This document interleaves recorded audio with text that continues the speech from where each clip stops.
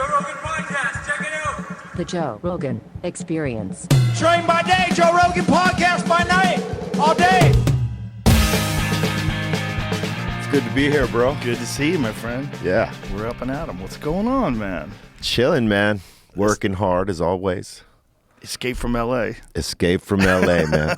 That, you know, every time we go on tour, that's what I look at it like. Any shows, all right, we're getting away for a little bit. Just take a breather. Yeah. Unless I hope L.A. comes back. I really do. I hope it reemerges as what it used to be or better. But Yeah. You know, I believe it can too. Sure. And it possibly might, man, but it's going to take a minute before we get the right people in there. I know. Running the spot, man. Who are the right people, though? That's the problem. That's hard to say, right? Because, Yeah. I mean, it's just hard to trust any politician these days, man. I mean, my friends have hit me up like, hey, when are you going to run for mayor? I'm like, I'm never running for mayor. Are you crazy? Bro, you would win. I probably would. Oh, and my God, you would win. That would be the curse of me, right It there. would be the curse, bro. Oh, They my- would go digging deep into your past. Exactly. Yeah, they'd find a bunch of liars, distort a bunch of facts. True that. Come up with a narrative. As much of an open book as I've been, you know, and open about everything I've done, yeah, they'll always dig deeper to try to find more, especially when you're in that kind of spot, you know? For sure. Also, if you're an open book, they'll still rewrite your chapters. They'll rewrite the They'll go chapters. in there and go, no. Let's change this around and make it a lot worse than it really was. Absolutely. It's a dirty game. Who fucking wants to? That's the problem. Like, who wants to do that job? You know what? It's crazy. The people that want to do that job these days, they're not there to do any work of what a politician's supposed to do. They're trying to get famous. You know, they want to Yeah. be famous for something because now it's a seat to be famous in. Yeah. You know, and it's a shame because people that would actually maybe do the work, they don't even got a chance to get in there because they don't want to be famous. They're trying to get in there to do the work. Well, others like, you know, they're like, I got this seat. I'm showboating this shit all, you know, this whole run. I didn't worry about it at all before COVID. Yeah. I'm like, who gives a fuck who the mayor is? It runs. LA runs. They figure it out. It's crazy. It's chaotic. There's a lot of people, but it works. Yeah. Now I'm like, oh my God, that shit's important. Yeah. It's so important. Oh my God. Who the governor is, who the mayor is, that shit is super important. You know, when you're young, you don't pay attention to any of that stuff. You're just sort of living, Right. you know, going, trying to make your way. And as you get older and you start paying attention to the world and the Yeah. news, you're like, hey, wait a minute. Yeah, once you have children and once you buy property, you're like, hey, And you're paying taxes. what the fuck is going on? They keep jacking up the taxes in California. Oh, my the God. tents keep stacking up. I have hope. I root for them. I hope this new mayor, I hope she nails it. Yeah. Hopefully she does something about Hopefully. it. But it does cost a lot to live in California these days. It's Yeah. crazy. It would be great if it went to a good thing. Like if it cost a lot, but everyone was taken care of. They dealt with the homeless situation. They dealt with the crime. They dealt with the poverty. They dealt with all the bullshit. But that doesn't seem to be the case. It's not it. I mean, you know, like, so cannabis, we know, generates California a huge amount of you know, Yeah. capital, right?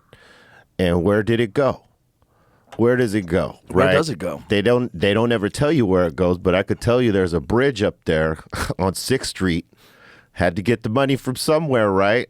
Yeah. Well, cannabis, I mean, what is the amount that cannabis is generating for California? It's got to be enormous. Yeah, it was for a time. For a time, it's not anymore? It goes up and down. You know, in the pandemic, oddly enough, people had a lot of money to spend because of the checks and stuff like that. But now the checks have run out and they got less money to spend. So, you know, it's always a roller coaster ride as it relates to what sales will be. There it is right there. Yeah. Marijuana tax revenue,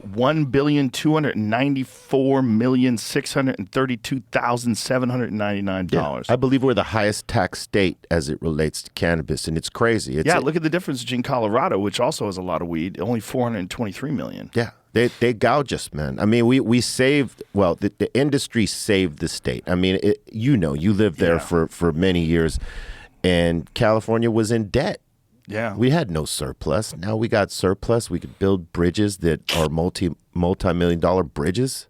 I had Mariana Van Zeller on the podcast from that television show Trafficked. I don't know if you've seen that show. It's a great show on the National Geographic. It's crazy. Crazy. Like, she's boots on the ground journalist. She goes into the jungle where the cocaine manufacturers are. She went to the Congo for dealing with people that are trafficking in the great apes. Wild show. Yeah. Wild shit. But she was talking about one of the problems with California is it's so difficult to get a license to sell weed regularly that the like illegal sales of weed are up way more than regular. So they're not getting taxed on that because they made it difficult for people. Yeah.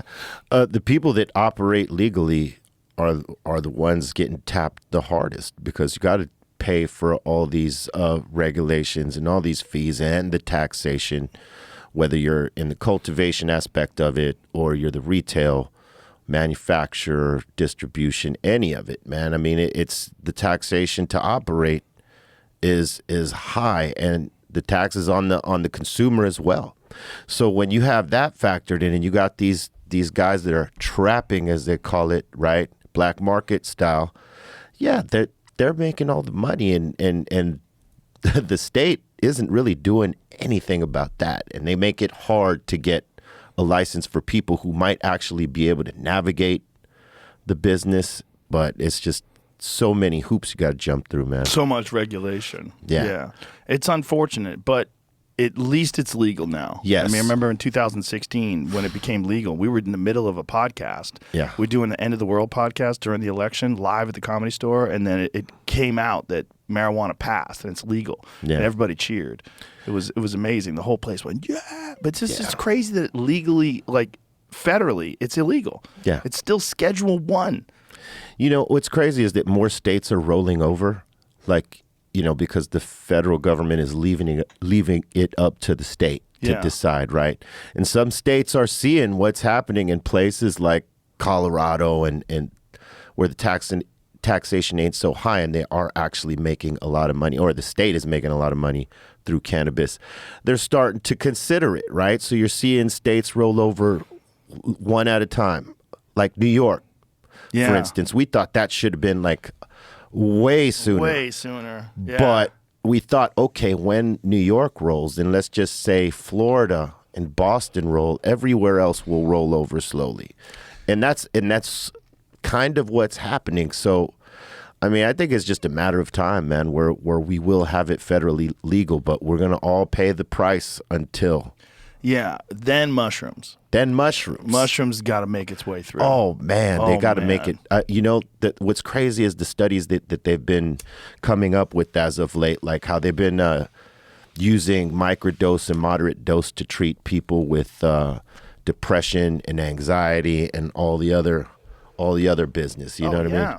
And, you know, some therapists are talking about how they're actually using microdoses to help people, like, let's just say that they had some sort of ailment, like migraines, for instance, right? They say that they can disconnect whatever that is and rewire, you know, whatever it is causing the migraines to stop them. Yeah, we're the worst dudes to be talking about neurochemistry. Yeah, we are. Yeah, rewire. Yeah, I mean, supposedly psilocybin, rather, is one of the very best things for that. Yeah. For curing addictions and people that are dealing with, like, real serious problems with PTSD and people that are dying and have massive anxiety. It alleviates end-of-life anxiety for them. Yes, people with anger issues, too. I mean, you know, it's people that pop off for any given reason, man. You give them some microdoses and they're the nicest people in the world. Yeah, I mean, that's for sure a factor with cannabis, too, man. I mean, cannabis makes people so much friendlier. Yeah, you know, you don't, I think it puts you in a relaxed state, whether you choose it or not. Right. I've stood out of a lot of altercations being as high as I am because, like, you know, somebody might throw an insult here and there and I may not even be paying attention to them. Yeah. Whatever. Whereas if I'm not, I'm totally paying attention to that. And it escalates. And it's going to escalate. Yeah, which is the worst. Because a lot of us that are high strung without it, man, it sort of grounds us out. Yeah. in a good way. Exercise and weed. Exercise. is a great combination for being a peaceful, kind person. Absolutely. It And really good is. health. Yeah, and good health. Because weed keeps you young, man. Yeah. I got to tell you. Well, it definitely keeps you relaxed, which can help you stay young. Yeah. At least give you a young mindset. Yeah, the stresses of life can age you. Yeah, it's like we just concentrate on the petty bullshit. It's just not worth it, man. It's not worth it. Yeah, like we used to do mushrooms a lot, and I told a couple of stories when I was on the last time I was here. But that it used to be a part of our journey, man. Like we'd get on stage, mushrooms, and like just go on the ride. Yeah.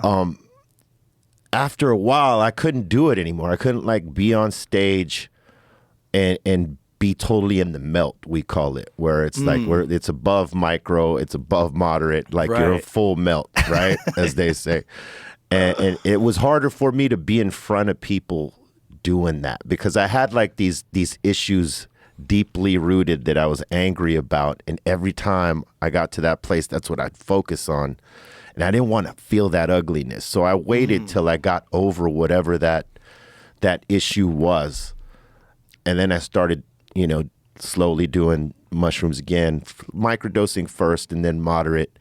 And I started feeling good about it again. And I realized how much, it actually helped me push away from whatever that issue was when I did it the first time. Yeah, just something you were focusing on, right? Like Yeah, you just needed to work out. Yeah, I often say if you're going to try mushrooms beyond micro, Yeah. right? Like try to deal with whatever issues you got before you go in and have a friend there to help you, like to be in the world there with you, That's what everybody used to use, a sitter. That was always the big thing. If you did mushrooms, you should have a sitter. The best case scenario, you would have qualified professionals that would assist in psychedelic therapy, which is what happens for a lot of people. I know people that have done that in other states where it's legal or illegal. And where it's legal, I mean, it's amazing. You can go to a place and someone who understands the experience and knows what to do can help you through it. And I know people that have made some big breakthroughs in their life and just sort of reassessed how they interface with the world because of that. Yeah, man. I mean, if you could find something that would help you get past whatever is holding you back or troubling you, weighing you down, man. I mean, it's better than taking any of these over-the-counter drugs for that might suppress those feelings or thoughts than have you deal with them and get past them. Yeah. Well, that kind of thinking is why it's going to stay illegal. Yeah. Because there's a lot of money to be lost with marijuana and psilocybin and all these things becoming legal. There's a lot of shit that people are taking that might not be necessary and might have some unintended side effects and consequences that you don't get with natural remedies. Right. It's like they say, there's no money in the cure. Yeah. There Right. should be. There should be. Yeah. But for them, there isn't. Like It's such a problem when people can make a lot of money off of something. yeah. As soon as they find a thing that they can sell you that they can make a lot of money off, they want to keep selling it to you. Yeah. No matter what. And then you have other companies that do the knockoff versions of what they do to sell more of it to you.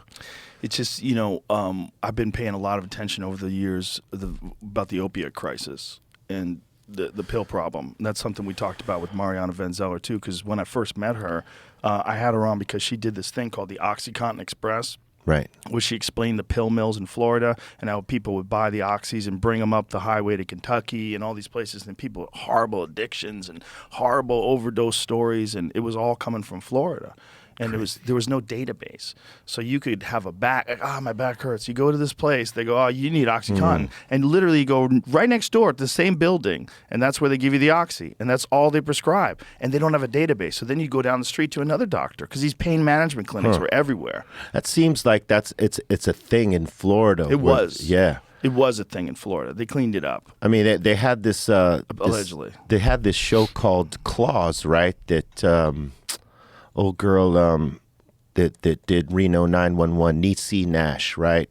She starred in this TV show called Claws, and it's her and a group of women, trying to come up in a salon, like make the best salon, but the other way that they're making money is through the pills and through one of these type of one of these type of clinics. And it's basically showing you the game on how people are doing in Florida, how these folks, this is like a thing out there. Yeah. The pain management clinics and all that stuff with the Oxycontin, all that stuff. What trips me out is that, this fentanyl thing, right? People know about it. It's been out there, yet they'll still challenge themselves and try to like party like the shit ain't present. It's like the gamble they're taking with that. It just blows my mind. I think that hard drug addiction is a different thing. Yeah. I really think it's a different thing. I haven't experienced it, but I have friends that have, and they get scared like they got captured by a demon. And when they get clean, they don't want to fuck around with nothing. Yeah. They're like, dude, you don't understand. I got captured by a demon. And it's kind of, if you wonder, like when people talk about like demonic possession, like that was always a thing back in the day. Yeah. Before, people really had an understanding of human psychology and myths and lores and what people are terrified of. Like demonic possession was a real thing. But if you think about what happens to someone when they get really hooked on meth, I mean, how much different is that than being captured by a demon? You're captured by a chemical demon that's ruining your life, wants you to get in a fist fight with cops, wants you to drive with no fucking tires, wild shit. Yeah. It's a chemical demon. It does possess you. I mean, like, look, when people were doing the PCP thing back in the day, right? Back in Southgate when Sen and I were like, younger, before we were, while we were in demo stages, right? Doing our demos and stuff like that. We'd, trek around the city, like go to parties and stuff like that, house parties, if you will. And every now and then, because we were broke ass bastards, we didn't always have cars. We'd be walking to the parties and stuff like that from where, Cyprus or whatever. And every now and then you would come across a couple of, gangsters that were PCP'd out. And these dudes, I mean, like if you got into some shit with them, you were dealing with someone who didn't know their strength and their abilities at that point. Yeah, they would break handcuffs. They would break handcuffs. We seen so. Is that real? Did people really break handcuffs on PCP, or is that one of those myths? Well, I had always heard that they people could definitely break windows like nothing. They do wild shit. They do wild shit. So there was this kid in Southgate he was a gangbanger, and a lot of other people in the area, they didn't want to fuck with him because him and his brother were kind of crazy, right? And they had like reputations, and there was another contingency of gangsters that wanted to get at him, right? So this guy was sitting on his porch one day by himself. His brothers and the rest of his guys were not there with him. He was outside of his mother's house chilling, and these dudes roll up on him with a shotgun and they blast him. They, buckshotted him, in his stomach, all that, and they take off. They leave him there for dead. That's what was the intention, right? And this dude was on PCP at the time. They did not know he was on PCP. Nobody knew until the paramedics came, got him. And that oddly enough is what saved him, is that he didn't go into shock. He was just like, whoa, like, wow, so slowed down and possessed by the PCP or whatever the hell he was on. And he lived through that, and it wasn't like, it was a short distance that they blasted him with all them buckshots. I mean, it had to be painful, but he didn't feel a goddamn thing apparently. And he felt it the next day, obviously, but he lived through that while he was on the PCP. Christ. And that's crazy. Because is it good for you? Well, because is that a big conspiracy, PCP? Well, I would say that had he not been on it, he would have went into shock and sure enough died right there on that porch. Wow. But imagine if that becomes a thing. Like it turns out to be true that if you're on PCP when you get wounded, you're more likely to survive. That would be crazy. Yeah. Because what is that elevated state? Isn't PCP? Isn't it related to ketamine in some way? Didn't someone say that on the podcast and it freaked us out? with one chemical, like one. Yeah, like some- I think it's really related. Some to, guys like real used- close to ketamine or something. Some guys used to smoke like they'll might be dip wrong. their joints or Right. cigarettes in embalming. Sherm. Sherm. Yeah. That was another zombie. Yeah, that was an deal right apocalypse. there. Ketamine and phenylcide PCP study. Yeah, ketamine and phencyl.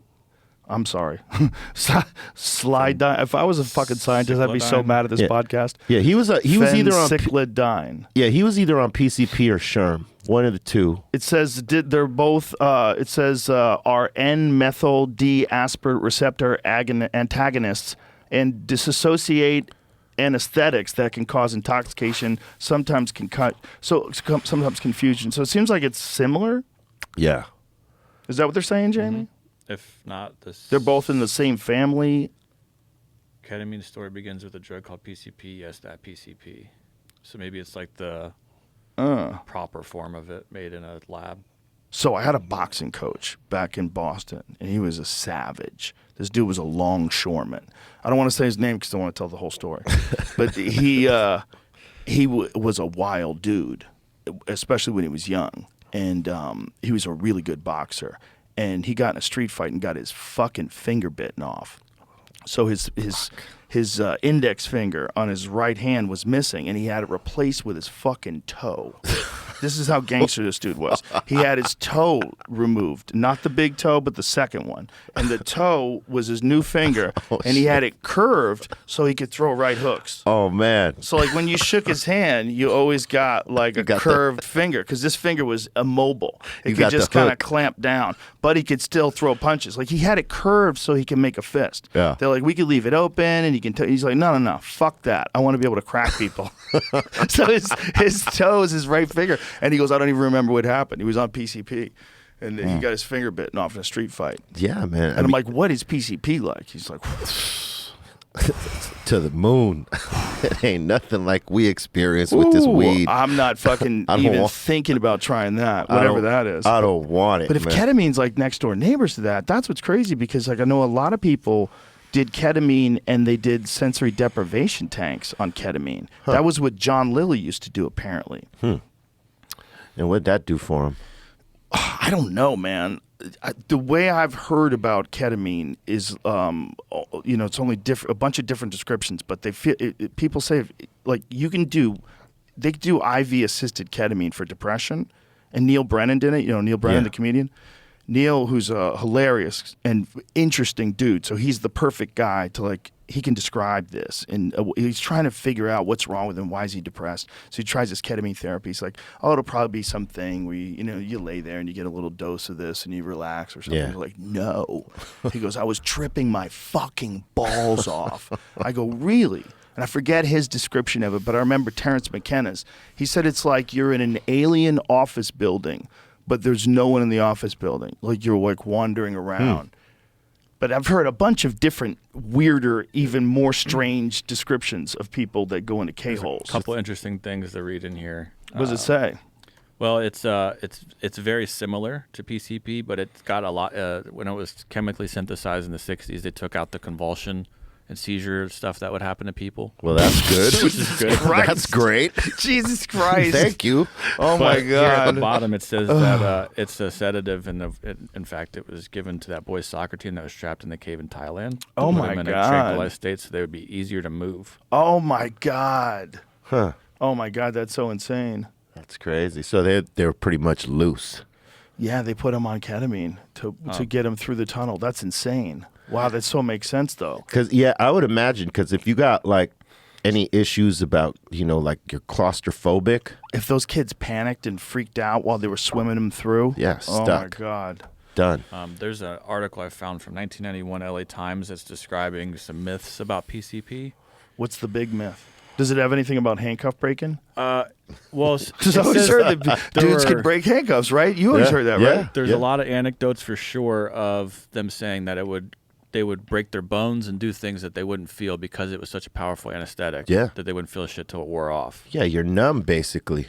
But this But also says that there's myths that were created to change that. Apparently, those myths were used to change some laws. Like for instance, cocaine It says a myth that made blacks most unaffected by cocaine made blacks unaffected by 32 caliber bullets is said to have caused Southern police departments to switch to 38 caliber revolvers. What? Oh my God. Oh And my so there's this thing God. about PCP that says if people believe that it would make them, they believe the public will go along with use of any force if to make the claim that the person was under the influence of PCP. So it's so dangerous that any means to subdue. Yeah, any means to subdue. Isn't it interesting? Like that, there's they decide what caliber you should be able to kill people with. Yeah. It's like Well, this ain't big enough. We need to go bigger. it's almost like they're saying, give someone a chance to just get wounded. Yeah. You might just get wounded, Yeah. but they're shooting at you. And what's crazy is that they're saying that this drug makes them not necessarily superhuman, but Not as vulnerable. not as vulnerable. Yeah. And it is true to a degree. I would imagine if you're hopped up on meth, you'd probably be really hard to take down. You'd Yeah. just be like a wild animal, Oh, like a yeah. wild cat. Yeah. It would take. Yeah, you're ripping your body apart, resisting. You're not even realizing like the limitations of your tissue. You're just ripping your knees apart and just fucking going Yeah. crazy. I mean, you don't give a shit. Yeah. So when we were spending a lot of time in Southgate before, we eventually start touring and moving around and being a part of the industry more than being in the streets, right? Just before that, we used to hang out at this spot in Southgate at this Jack in the Box. Like that, for some reason, everybody went there, and it was on Firestone in California. And City Hall is just down the street, and Southgate Police Department is just right there. And we just happened to be there on this day where they were trying to take down this dude that was probably 6'2", 6'3", Kenny Loggins looking motherfucker, scraggly beard, and he's got his shirt off, no shoes, no. he's just in his jeans, and no. there's 10 Southgate police officers trying to subdue this guy, and they could just not. They had to call 5 or 6 more, and they put him in the back of the police car. And with his bare feet, he kicks out the window. And they're they are really dealing with this guy. This dude was huge. Oh my God. Yeah, he had to have been on something because he wasn't very big. He was tall, but he was kind of lanky. But man, he was tossing those dudes around like nothing. Well, there's some dudes that are just genetically freak strong. Yeah. Like our buddy Jeff out there. Jeff doesn't even work out, and there's this grip thing that you grab, and he beats all of us. Everybody works out every day. He grabs this thing. It's like Got that inner strength. just got natural strength. Yeah. Some people just have better genes than us. Yeah, and imagine Yeah, that guy on PCP. Oh my goodness! You're not going to hold him down. He's barefoot and he looks like Kenny Loggins, Yeah. and he's got some country strength. He's got Country strength, bro. For real. Bro, those guys that work on farms, that is 100% legit. Yeah. When you think about hay bales, that's just like doing kettlebells all day. Well, look, they even suggested that this was hard shit when they made Rocky do it in Rocky 4. Exactly. They made him do old school farm work and shit. Yeah. You ain't fast anymore. We gotta focus on your strength. Yeah. And all that shit takes strength. It takes strength. Build strength. Yeah, farm people are probably the strongest fucking people on earth. That's why they made such good wrestlers. They're very sturdy. Yeah. Well, also it's a huge thing up there. Wrestling's like this long-standing tradition in the Midwest, but also there's a lot of fucking farmers out there, and those kids are savages. Oh yeah. Imagine how they were doing those backyard matches, in certain neighborhoods. Imagine out there on the farm. Oh my The God. matches they're throwing out Oh there. my God. For sure that's happening right now. To entertain themselves. Do you know Joe Lozon, the MMA fighter? Yeah. Him and his brother used to have real fights in the backyard of a cookout. Go to Joe Lozon versus Dan Lozon. They beat the fuck out of each other in the backyard. Like real brothers. Full on MMA fight. And no at a beefing, pig just cookout. No beefing, just fighting. Just fighting. So look at this. Oh This my is God. these crazy motherfuckers at a cookout. They're at a fucking cookout. So everyone's hanging around. They're in their gym shorts in the front yard, and they're gonna fight. So this is no beef, all sport. No, Just this for is sport. this is just we're gonna have a fight. I mean, this is a full-on 100% MMA fight. Look, there's bricks behind them. Look at the fucking, look at the bricks, the landscaping bricks. Where's Mom? Mom's cheering on. Don't be a pussy. Mom's cheering him on. It's fucking amazing because their friends are all just sitting around. By the way, both of these guys, world-class MMA fighters. Yeah. Joe Lozon is an elite MMA fighter, and his brother was a fucking straight-up killer when he was young. Yeah, these dudes been around for a long time. Yeah. So Dan and Joe just beating the shit out of each other in front of everybody. Look at this. This is crazy. This is a 100% full-on fight. Oh, He just hit him with a hard ground and pound right hand from the top. If we didn't have beef beforehand, we Joe have beef Lozon after. with a deep half sweep. That's a beautiful sweep he just hit him with.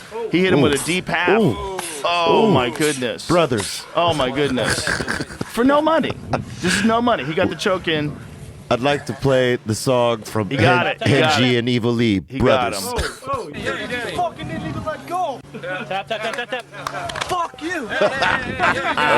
They got beef He now. got mad that he didn't let go and he tapped.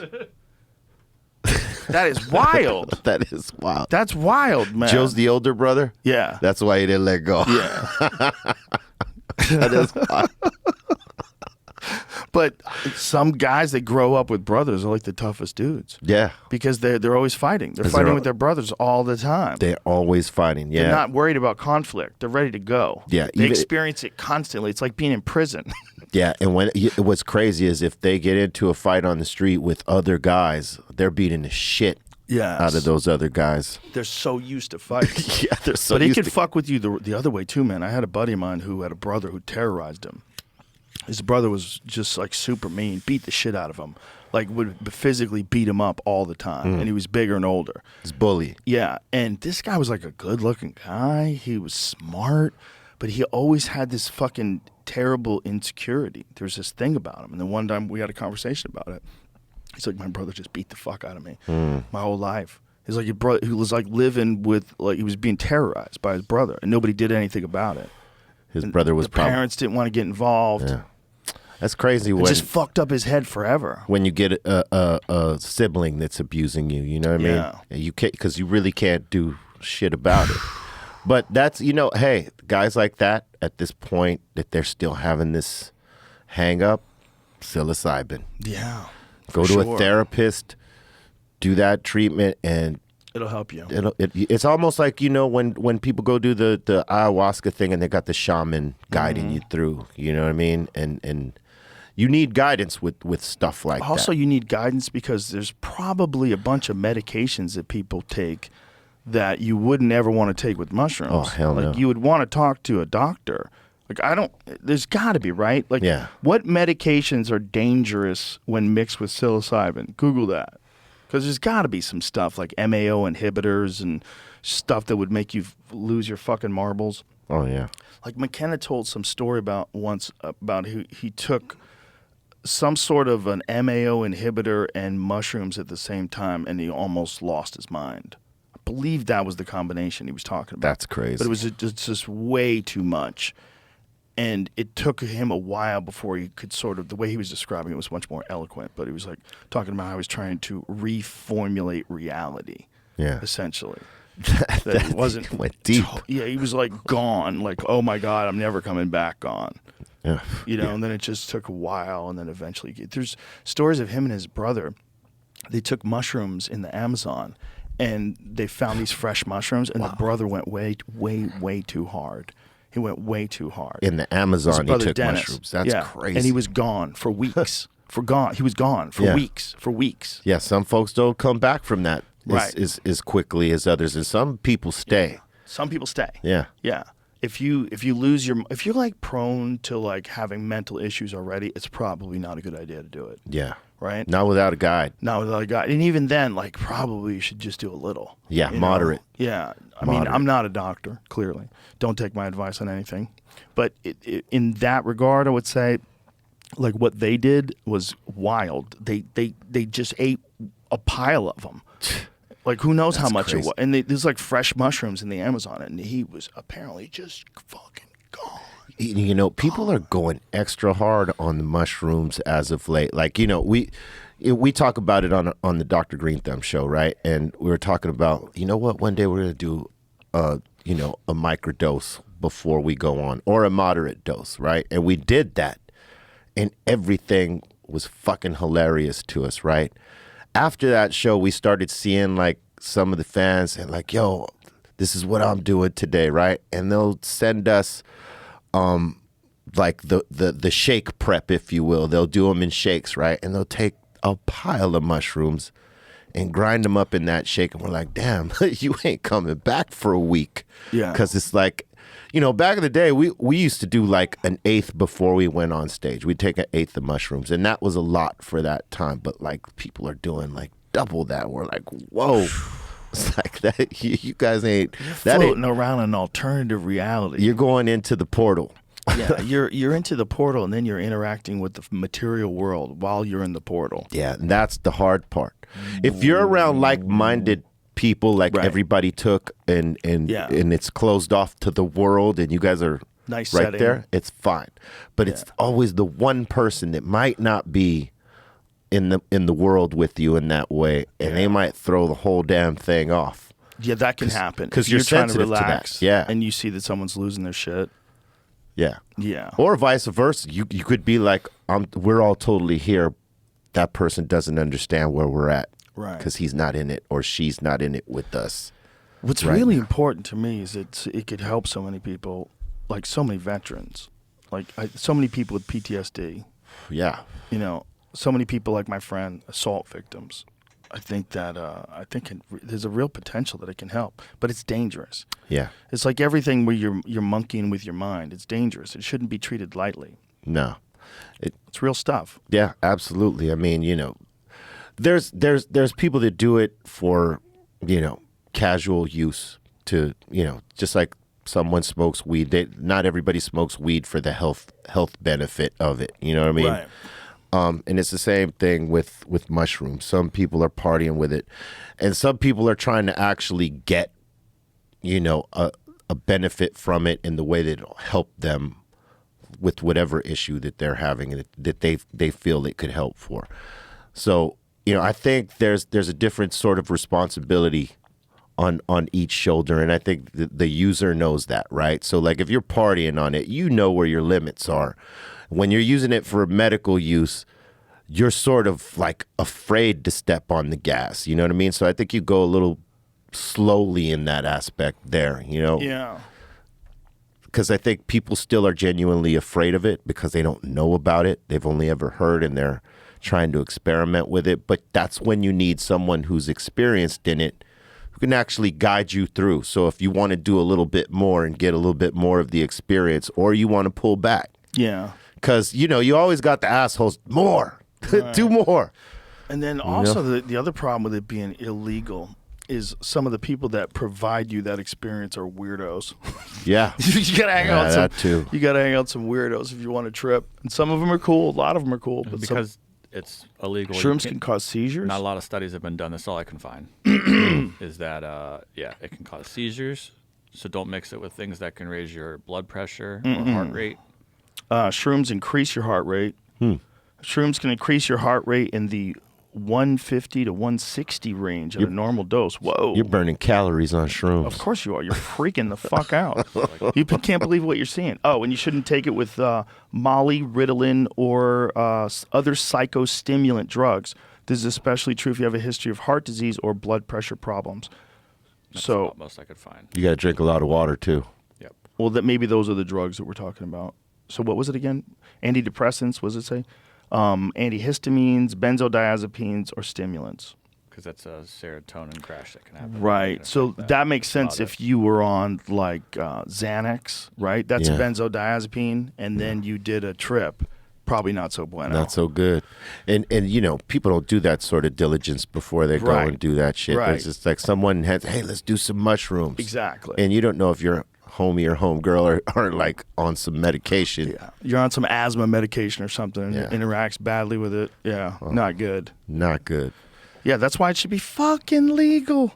Yeah. You should leave it up to people. It's a freedom issue. Yeah. It really is. And people that don't understand that, like conservatives should get on board with it because it's a fucking freedom issue. And people want to connect it to like liberals and hippies, and they push it onto the side of the left instead of looking at it like as a population of human beings that value freedom. You value freedom. I value your freedom to be able to have a drink. I value if you want to smoke a cigar or a cigarette, do whatever the fuck you feel like doing. You are an adult. Yeah. I value your freedom as long as you're not hurting me. And if you can show that that thing actually has a benefit to a lot of people, and it's being explored like in legitimate scientific circles and legitimate therapy circles, shouldn't we take a fucking look at making that legal? Yeah. Like, this is crazy that you have something that grows in the ground naturally. It grows on cow shit. It's all over the world naturally. People have been taking it for centuries. Who knows how many thousands of years? Who knows? Like, when did they start taking mushrooms? What's the earliest known use of mushrooms? That's a good question. When is I wonder when because they get pretty good at that. They get ayahuasca down. I think they know when that was. They think that peyote's a weird one. Yeah. Peyote, they say, is like really recent. I have not tried that one. The answer Google gives me is that some 6,000 years ago. Prehistoric rock art near Villa de Humo in Spain suggests that the psilocybe hispanica was used in religious rituals 6,000 years ago. Sounds about right. Wow. Imagine what they thought they were seeing or what they were actually seeing in that time. Oh, my God. Of course. That's what John Marco Allegro said is the birth of Christianity. He said it was all about psilocybin mushrooms. He was this guy who was an ordained minister who became agnostic as he was studying theology, and he was one of the people that was hired to decipher the Dead Sea Scrolls. Yeah. So for 14 years, this guy worked on the Dead Sea Scrolls, and then he wrote this book, The Sacred Mushroom and the Cross. And in the book, he was saying this was all about consumption of psychedelic mushrooms and fertility rituals. That's what these original stories were about. Crazy. And he believed that and this guy was like a straight-laced scientist. He was like a straight-laced academic, rather. He wasn't like a guy who was a tripper. He wasn't a Timothy Leary type dude. He was just a regular scholar who was like, what I get out of this and the origin of these words, you can go back. He believed that the word Christ came from an ancient Sumerian word that meant a mushroom covered in God's semen. So people thought that when it rained, it was God coming on the earth. Right. And then these mushrooms would rise out, because you know how quick mushrooms go. They pop up And then quick, they would yeah. eat these mushrooms and trip balls. So of course they thought that this was, they were in contact with God through this gift. Yeah, God's medicine And right there. maybe they were right. Could be. Maybe they were right. I mean, some of the things people see. Maybe they were right, man. Maybe that's what it is. Yeah, some of the things people see are incredible, man. It's like, funny how we're resistant to that. well, It's funny how people are resistant to that. it goes against the norm wash that we've been living under for so long. Yeah. What was that, Jamie? Putting together the cows and the dung. Can I see it? 'Cause I feel like we've seen the bull, Right. this image before. Right. Then to see the mushrooms next to it, I don't know that I've seen that before. They're so close. Yeah. That's a Is there a trip. correlation since that's where they grow, It must be. I mean, they must know that they grow on cow shit. That's where they grow. So Spain. Do you know where Duncan Trussell used to live? How crazy is this?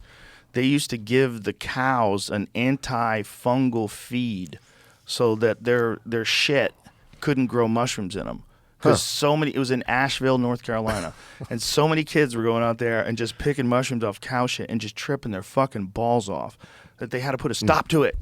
That's a You goddamn hippies are going to ruin this town. So they poison the cows. They give this cow this antifungal shit. I don't know if it poisoned the cow. I'm being hyperbolic. yeah. But they gave the cow this antifungal shit. Yeah. So they couldn't do what it naturally does, which is makes the perfect habitat for psilocybin. So they Right. starved out all the magic mushrooms. I you don't know, even know if that worked. Because that was what Duncan told me. We should research this. That might be a Even- total myth. even if it did, those kids found another way to get mushrooms. Oh, yeah. Once they got them, they got them. Yeah, there's Once they got them, they got so 'em. many ways to get any of that now. Yeah, there's so many places though where it grows naturally still to this day. It's a Schedule I substance that just grows naturally. You don't have to process it. You don't have to do anything. You just pick it and eat it. Yeah. And it's illegal, which is like, okay. So, I think that'll change. I mean, you see more acceptance of it as of late, and the fact that they're willing to study it, and talk about the actual good it's been doing in those studies. I mean, it seems like it's a move in the right direction. It's just slow. It's just slow. It's just always slow. Like with cannabis, I mean, we all know it should have been legal like probably 5-10 years ago already. There's a thing that happens where preconceived notions are very hard to let go. And people have them about drugs, they have them about culture, they have them about a lot of things. But drugs are a big one because I've had my own preconceived notions about cannabis. When I was a kid, I didn't really do anything. I didn't party at all from the time when I was like 15 till I was like 21 because I was training and fighting, and that's all I did. So I was a nerd, sort of. I was like kind of like socially awkward. And I thought that people who were getting high were just wasting their life. They weren't going to get nowhere. Like, I wasn't going to do that. I rarely drank, and if I did, I was always mad at myself. I was like, you're going to fucking slow your body down. This is going to fuck you up, and you're not going to be able to achieve your goals. I was too, like, maniacal in this mindset, and I thought that, like, weed was for losers. Until I started hanging out with Eddie Bravo. And Eddie Bravo and I were doing jiu-jitsu together at John Jacques Machado's. This is, like, 98, somewhere around then. Yeah. And he starts talking about how much weed influences his music. And I go, really? And he goes, yeah. He goes, jiu-jitsu techniques, like, I think a lot of them up when I'm high. And I'm like, that's crazy because I thought weed just slows you down. He goes, no. That's just like what people who don't smoke weed think. Yeah. I'm like, okay, let's try this shit. So we went, got high, and then we went to Baskin and Robbins. And I remember this is like me high for the first time in, I don't know, more than a decade probably, right? Eating this fucking ice cream going, dude, this is the greatest fucking flavor I've ever experienced in my life. Oh, ice cream sundae when you're high for the first time. Like you've never, literally like I had never been high before because the time before that was like, maybe I was like in my early 20s, like 21 or something like that. Yeah. Like it had been a long fucking time. 8-9 years. Yes. I'm like, weed slows you down, weed's bad for you, to like, oh my God, this is magic. Yeah. This is magic. Like, this food tastes so good. Like, it tastes way better than it would taste. You appreciate it a lot more. Oh my God, you appreciate friendship more. And I was like, this is amazing. I was like, oh, I didn't know what this was. I was like, I thought this was just for losers. I thought this was this thing, and you take it and you're like, oh, wow, man. It's all the misinformation that they put out throughout all them years, man, to keep people from it. It's also sometimes when you're stoned, it's hard to express yourself. And True. And sometimes shit comes out. Sometimes it's hard to articulate, like, yes. I fucking wonder, man. Yeah. You could get that. And if you're sober and people are high, sometimes that could be annoying. Like if I'm doing concentrates, man, that's when it gets tough. Oh. Like flour I got all day. That's nothing for me, but it's the concentrates and like the RSO. Have you done the RSO or the hemp full spectrum hemp oil yet? I'm not fucking around with any of the thing these kids are doing. These dabsers, these kids were bringing dab machines everywhere they go. They're in another dimension, man. Ah, man, they're in a next door dimension. They're not living with us right now. They're in another place. It's crazy. Because when they come to the show and stuff like that, some of them are very intimidated by that. Like rappers, most especially.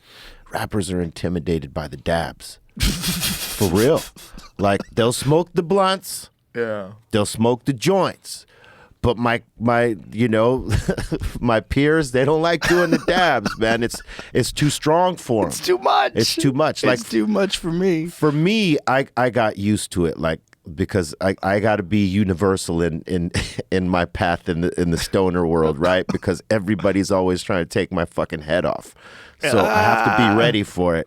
Because there was one time these guys from Weed Maps, we were doing a 420 show in Colorado, and the dabs were new to us still, they weren't as clean yet, and they were just new in the culture, but not new to these guys, right? So we all go to my hotel room because I know these guys and stuff like that, but everybody's got their own dab rig, their own dab torch, and their own concentrates. It's like they're Jedis of dabbing, right? Yeah. So we start off with one, and it's a hot dab. This is before we start doing the low temp dabs. Like, that means heating the nail and then letting it cool down for about 40 seconds and then taking the hit so it's not hot as fuck, right? This is when we're like heating the nail, let it cool down 10 seconds, and then go for it. And man, that is the most devastating way you could do this, right? So I took three hits. We all a piece took 3 hits, right? And there was probably about 6 or 7 of us. And after like 45 minutes, I called my boy over. I said, "Get everybody the fuck out of here. I need like a few minutes to gather myself." Hey, man. I had to meditate out of what I was feeling right then, right? And I still had a show to do later on. How many hours to the show? It was like maybe 4 hours to the show, and I was still feeling it when we got to the show. I was high as fuck, higher than I had been in a long time. And none of those guys made it to the show. They all went home and slept. I went and did a fucking show, you know? But after that, that's when I decided, okay, well, I don't, dabs ain't my thing, but I'm going to keep up on it so that I don't get my fucking head taken off again. And, so other rappers, have gone through the same thing where it's like, they either don't try it at all because of the way it looks. The torch to the nail, is very cracky to us. You know what I mean? So like a lot of them don't fuck with it that way, but some of them now and then will try. And then they'll love the taste, but the high is so fucking extreme after that they don't want no part of it. They'll just stick to the flower. Rapper high levels are way higher than comedian high levels. We smoke a lot. Rappers smoke all day. Yeah. Like watching people like Snoop Dogg put down blunt after blunt, roll them himself, spark them up, put down another one, roll another one, spark it up. Action Bronson. How many joints did Action Bronson smoke on the show? He's an avid smoker. I'll tell you what. He had like 8, 9 joints. The one who's a monster like myself in that regard is Wiz Khalifa. Oh, yeah. That guy can smoke weed all day. He can do the concentrates. He does the bong hits. I don't do the bong hits too much anymore.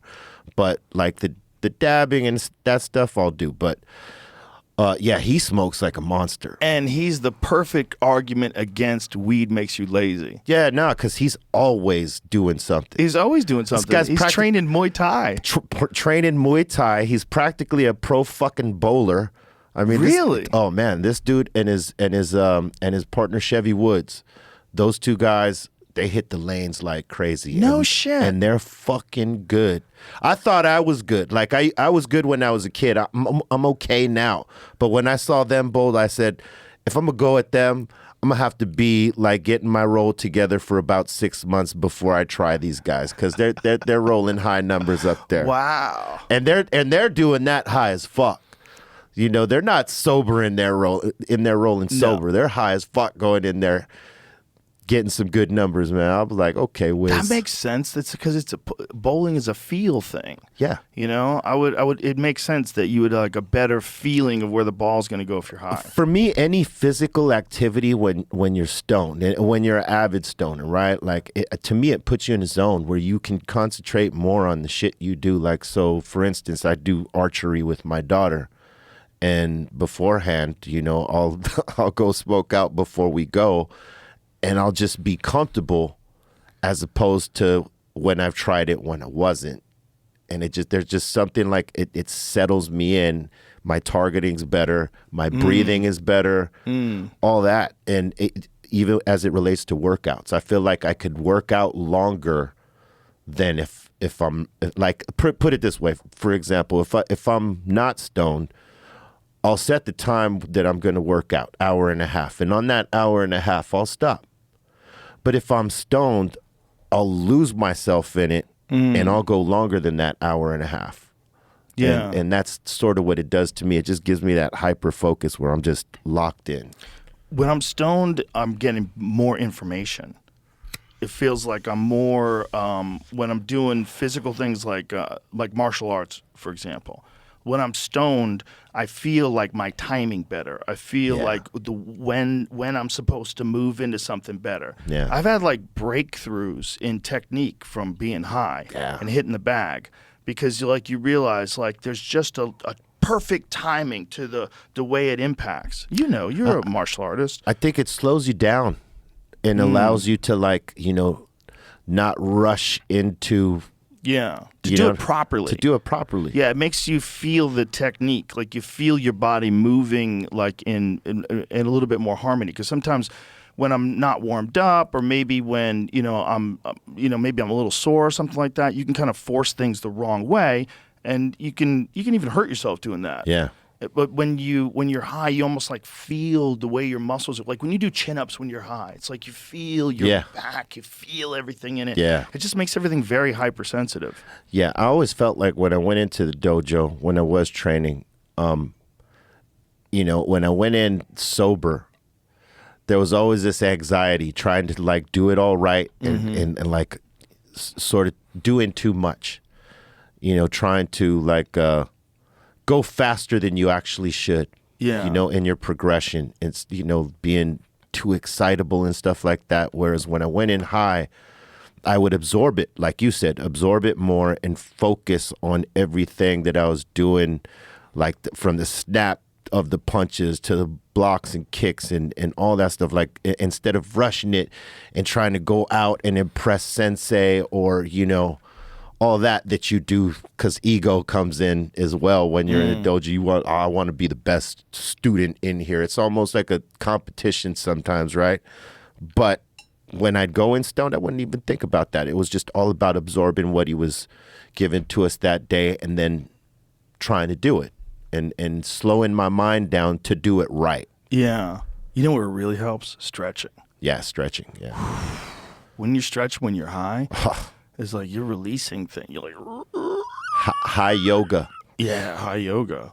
Well, that was apparently what a lot of the ancient yogis used to do. They used to take hashish. Hashish, yeah. They would take hashish and get into these funky which makes sense. Yeah. If you were high as fuck and you're out doing, Yeah. like that's what you do. That's what to you would do. tell you. Instead, if you were fucking high as fuck on hash, stand there.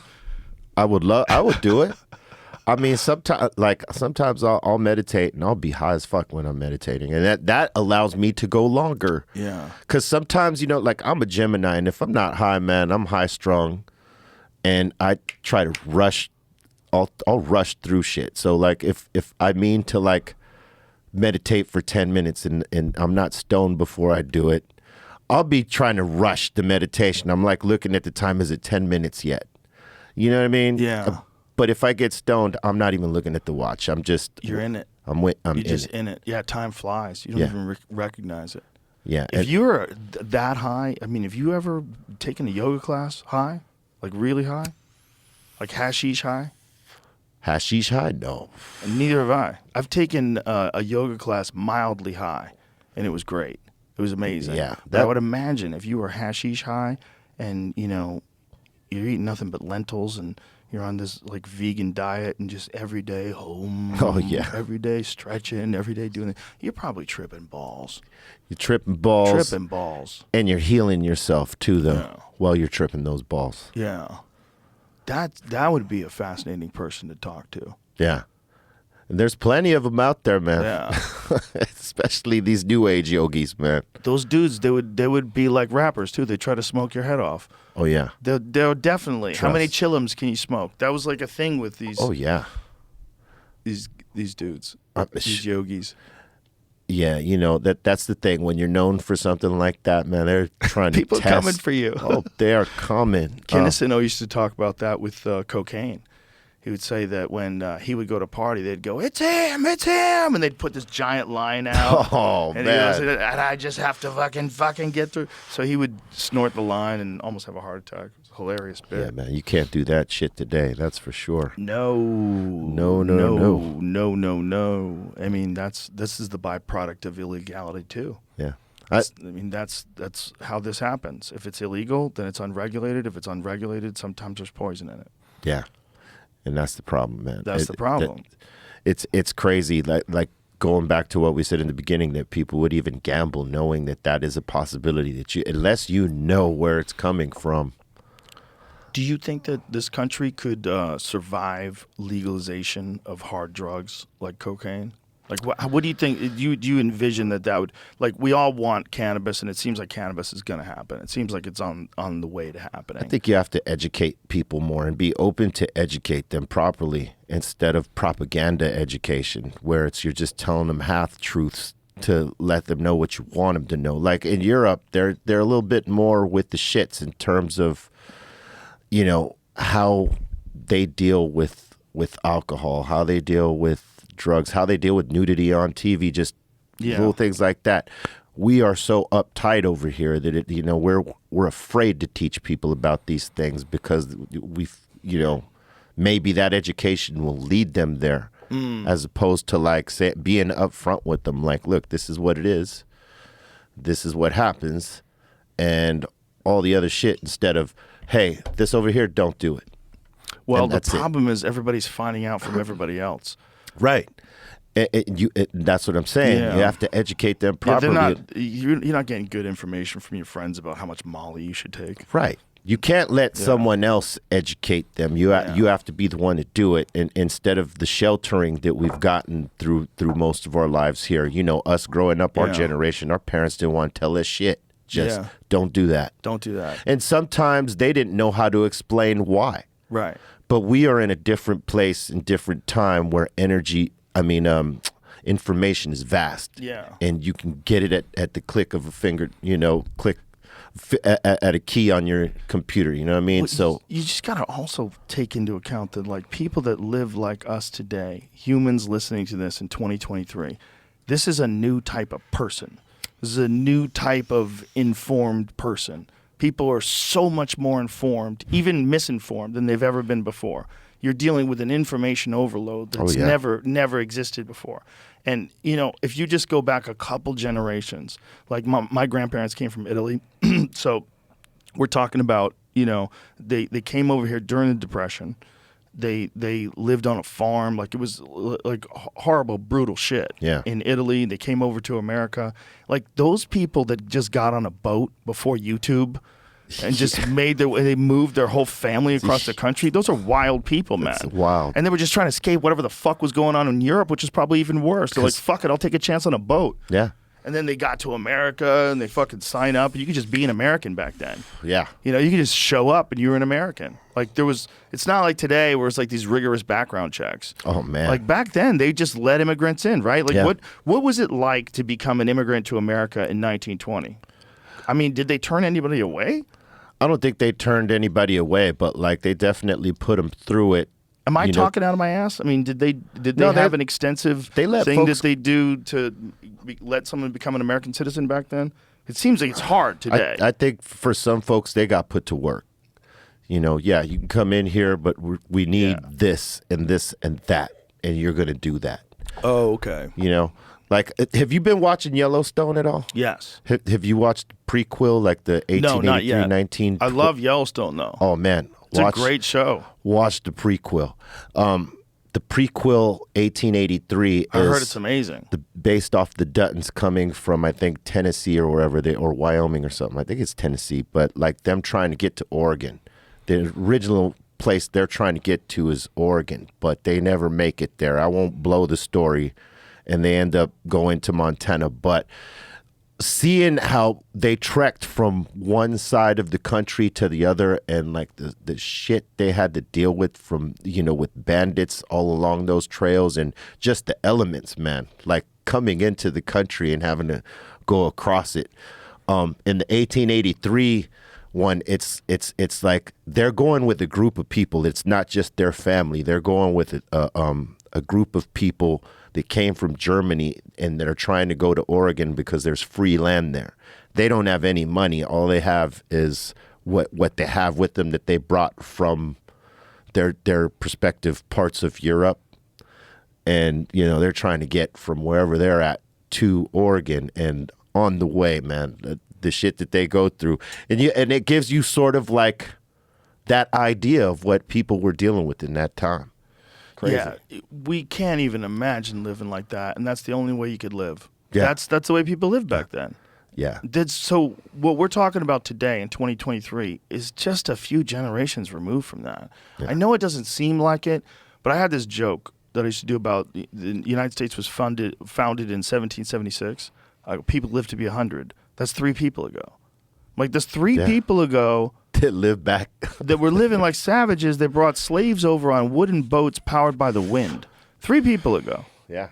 Like, that's how recent civilization is. Like, Yeah. in terms of, like, what we enjoy today. Yeah, Like, this civilized view of the world, informed view of the world. This is really recent. Yeah. It's evolved into something really different. But Very, very different.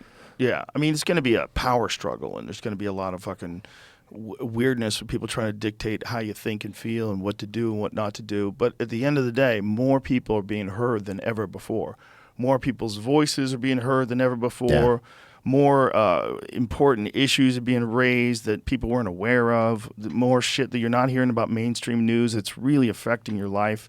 And you're finding out more about people. There's way more information. It's an overall net positive. It's just a rocky ass road. for sure, with all these platforms, right? Before these platforms existed, where you could be a voice, maybe you didn't intend to, but you became one through one of these platforms.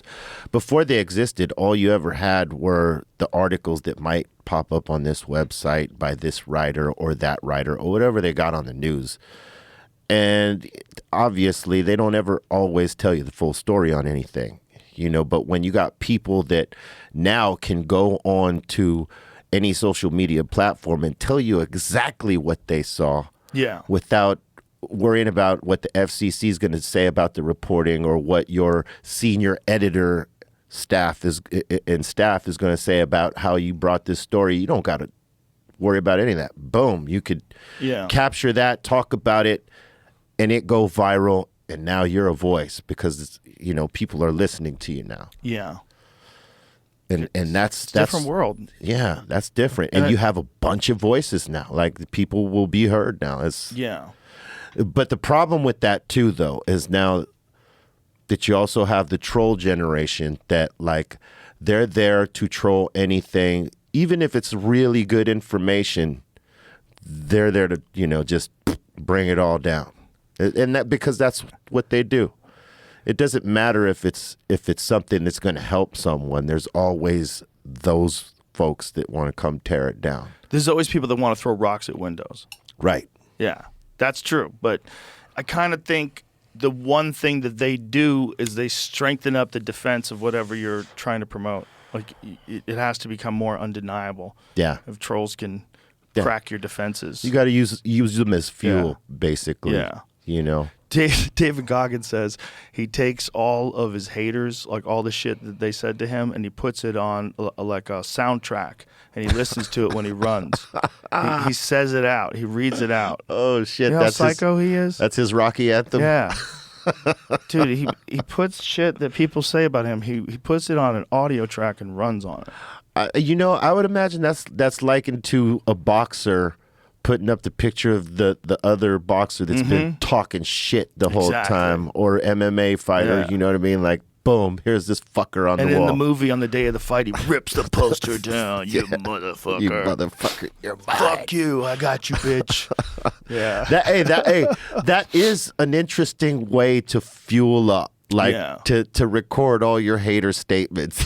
It's just play it back to yourself. If you listen to David's life story, David has 2 incredible books. They're amazing. And one of the things about the books that's so amazing is you realize, like, what he endured as a child and what he went through, like the abuse that he received, and how he came out of that, this, like, unstoppable dude. Yeah. And he was, like, fat at one point in time. He's open about all of it. He was like 300 pounds and just drinking milkshakes, and he couldn't even run around the block. And then he turned himself into that dude. He unlocked it. Yeah. That goes to show you the strength that the human spirit has. Yeah. You can be shit on your whole life, deprived of these opportunities here or there, maybe not have the guidance from your parents or whatever, or maybe not even have any because, some kids get abandoned and stuff like that. And to be able to pull out of that, and that not be the anchor that holds you down for the rest of your life. And that's your excuse. Like, oh, well, the reason I wasn't able to do this was because of.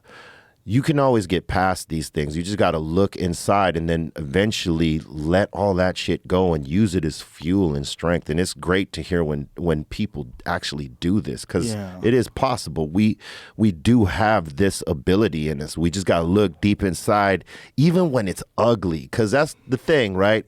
Everybody wants it all nice. They want a great story, and you know, you don't want all the ugliness, but sometimes life is ugly and we deal with it as people, depending how you grew up, your upbringing, or, you know, if you grew up in poverty or whatever. These are things that you deal with, but it doesn't define you. You could look within and unlock that shit that unlocks your full potential to take you out of that situation and, you know, put you in a better place and allow you to evolve and grow and to be a better person. Yeah. You know, and not perpetuate any of the shit you went through to now your kids or whoever else. You know, that is possible. And people just got to know that that's possible. It is possible. And then, you know, there's people that take it to different levels. Some people just improve their life, and then there's guys like Goggins who's just always trying to push the boundaries of what's physically possible for a human body to endure. Yes. Which is just a nutty way to live your life. Like, it's just fucking it's crazy run how hundreds and hundreds of miles. You know, his knees were fucked up, like so fucked up that the doctor looked at it and said, I can't even believe you can walk on these knees. Forget about run thousands of miles. Yeah. Like, he was just bone on his knees and just enduring pain. It's crazy. Till the wheels fall off. You know what I mean? Till the wheels fall off. That's the human spirit. I mean, Yeah.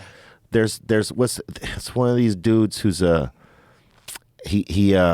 he goes up Everest and he conquered like how many summits are there that? Oh, you mean Nimstai? Yeah. Yeah. How do you say his name? He was a guest on the podcast. I mean, I don't want to fuck up the pronunciation. I mean, that's crazy. That's an amazing documentary. Was it 12 Peaks? Yeah, Is that what it's 12 called? Peaks. There you go. I mean, when you think what it takes to do that once. Nims Purja and his it's like, is Nims Jai his Instagram handle? Is that what it is? But fascinating dude. Yeah. And he you know, just was a special operator and had incredible endurance. Yeah, I mean, like his endurance, it's like what he's capable of doing is fucking extraordinary. He goes up there with no air, man. He doesn't have assisted air, and it apparently his like VO2 max is like through the roof. That's crazy when you think about what it takes to do one. And he's done. And he's done 12. And he was banging them off quick. You know what's crazy? Speaking of that, did you catch the one about when the earthquake hit? They were at Everest, and it hit two different places. I think in the city.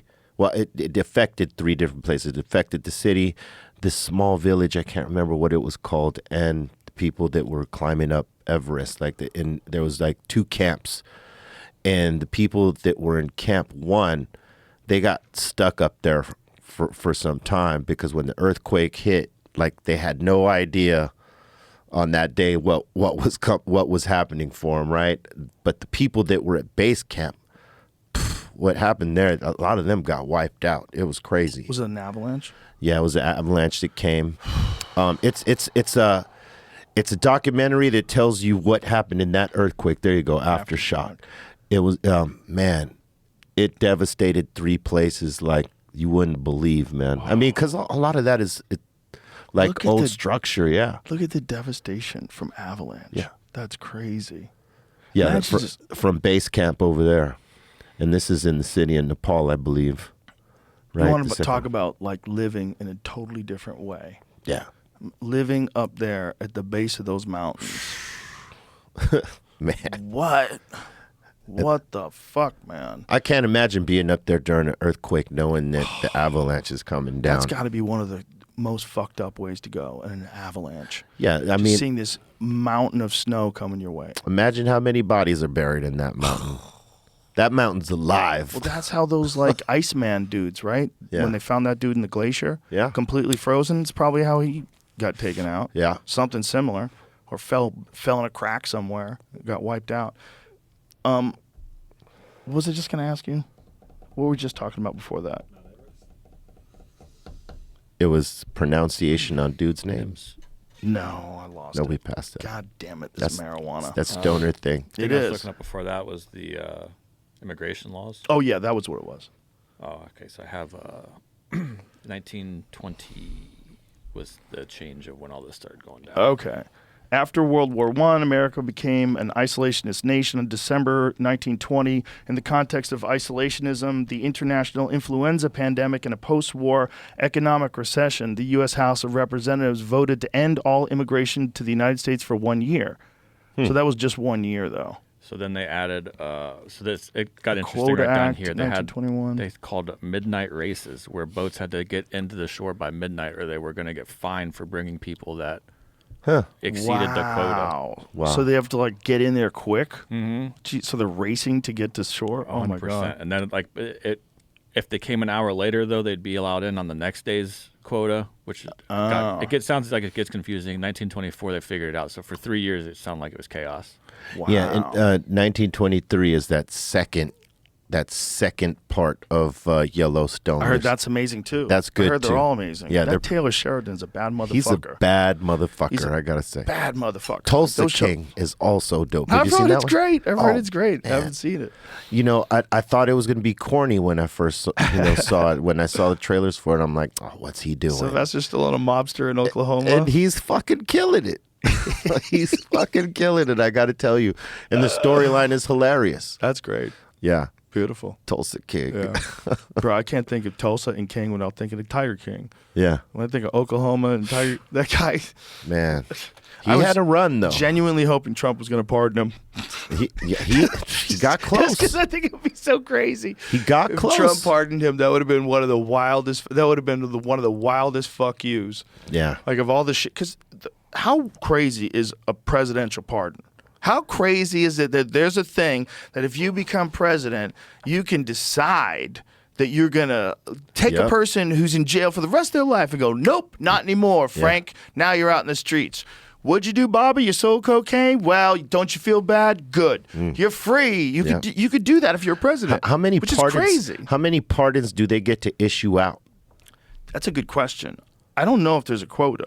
I don't know if there's a cap on it. Because they all do at least one. Oh, but they do a lot. Man. yeah, but They like, do a lot. what is the quota? Like, how many do they get to pardon? I think they do like, what's the most anyone's ever done? I'd like to know that. If there is a cap, I'd like to know if everybody hits the cap. Among the president's power is broad. It is not without accepted limitations. Perhaps the most important that the president can only pardon federal offenses. He cannot interfere with state prosecutions. Oh, okay. So anything federal. So Anything he's federal. unlimited in terms of if there's a federal issue, he could issue a pardon. Is there a limit to presidential pardons?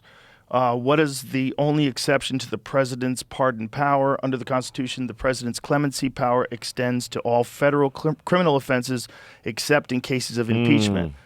So an impeachment, okay, but so So if How the many do president's they get? homie did a state crime, he can't do shit for him. But if it's a federal crime, he could totally say, Yeah. "I'm going to give you this get out of jail free card." that's wild. That's wild. That's wild that a one man can have that much power. Yeah.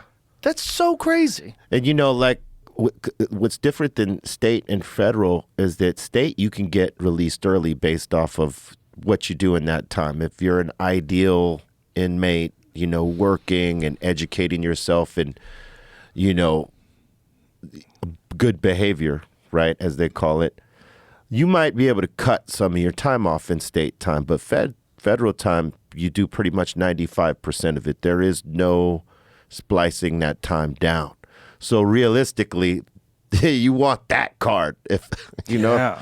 if you're creating federal crimes out there, you want the president to have that card Could for you imagine the amount of text message Donald Trump got before he left office? to those Pardon my particular cousin. guys. Yeah. Pardon my friend's boss. Pardon this guy. How many people did? Ooh, look at this. Oh, Barack Obama pardoned 19. 1,927 people. He seems like he's got the most of. He got the most, yeah. Trump only had 237. Huh. So that was close. It was that was real close. 237 loyal people. They were so loyal, these people. So it seems like Obama had the most. But you know what, man? How many people are in jail for the wrong reasons? How many people Too many. are in jail for bullshit? How many people are in jail under false crimes they didn't commit? A lot. Turns out a lot. A lot. They're still figuring out how they let some of these people out that they were supposed to let out for cannabis in some of the states where it's legal. You know, that's why the Last Prisoner Project exists, so that they can go and help those folks in those states, provided that it wasn't. I believe that it wasn't. If it wasn't, let's say a violent crime attached to it, obviously they're trying to get a lot of these people out, because I think if you got obviously a violent crime attached to your cannabis charge, they're not just letting you out. You've got to deal with whatever that is. But anything that was just cannabis-related possession and that didn't have any of that, I mean, they're trying to get a lot of these people released, and they still haven't done that. Could you imagine going to jail, and then there was a story about a guy who got arrested in Phoenix. We talked about this before. He was a young kid, and I want to say he's 20, 21 years old. And he sold weed to this undercover cop a couple times. And then they got him for selling more than an ounce. And because he had a prior with something else, like an assault, but that he did his time. So here, a South Phoenix kid got 16 years in a slammer for 1 ounce of weed. So 16 years, they're punishing him for this. And now weed's legal in Phoenix. So this dude is now in a jail for selling something to an undercover cop who kind of like, come on, man. Yeah. The undercover cop thing is so fucking. If we knew the cops were just 100% honest all the time, maybe. But you're allowing cops to like professionally lie and go undercover to try to buy weed from a kid. Yeah. Like, what are you wasting my tax dollars on, motherfucker? They got nothing better to do. Isn't there like someone stealing cars or breaking into houses out there Right. that you can go handle? Why the fuck are you bothering this dude selling little bags of weed for a little extra money? Yeah. And to be able to put that guy in a cage for 16 For years. 16 years. While there's legal stores there now in the same place. Yeah. Insanity. Yeah. I mean, It's insanity. yeah. And he's one of those cases that they should look at, with the Last Prisoner Project. They should look at a case like that and be like, okay, we're going to rally behind a guy like this. Because, I mean, The problem is he's not even wrongly accused. The problem is the law as applied. That's fucking horrendous to do that to a 21-year-old kid, to give him 16 years for selling an ounce and a half of weed or whatever it was. Yeah.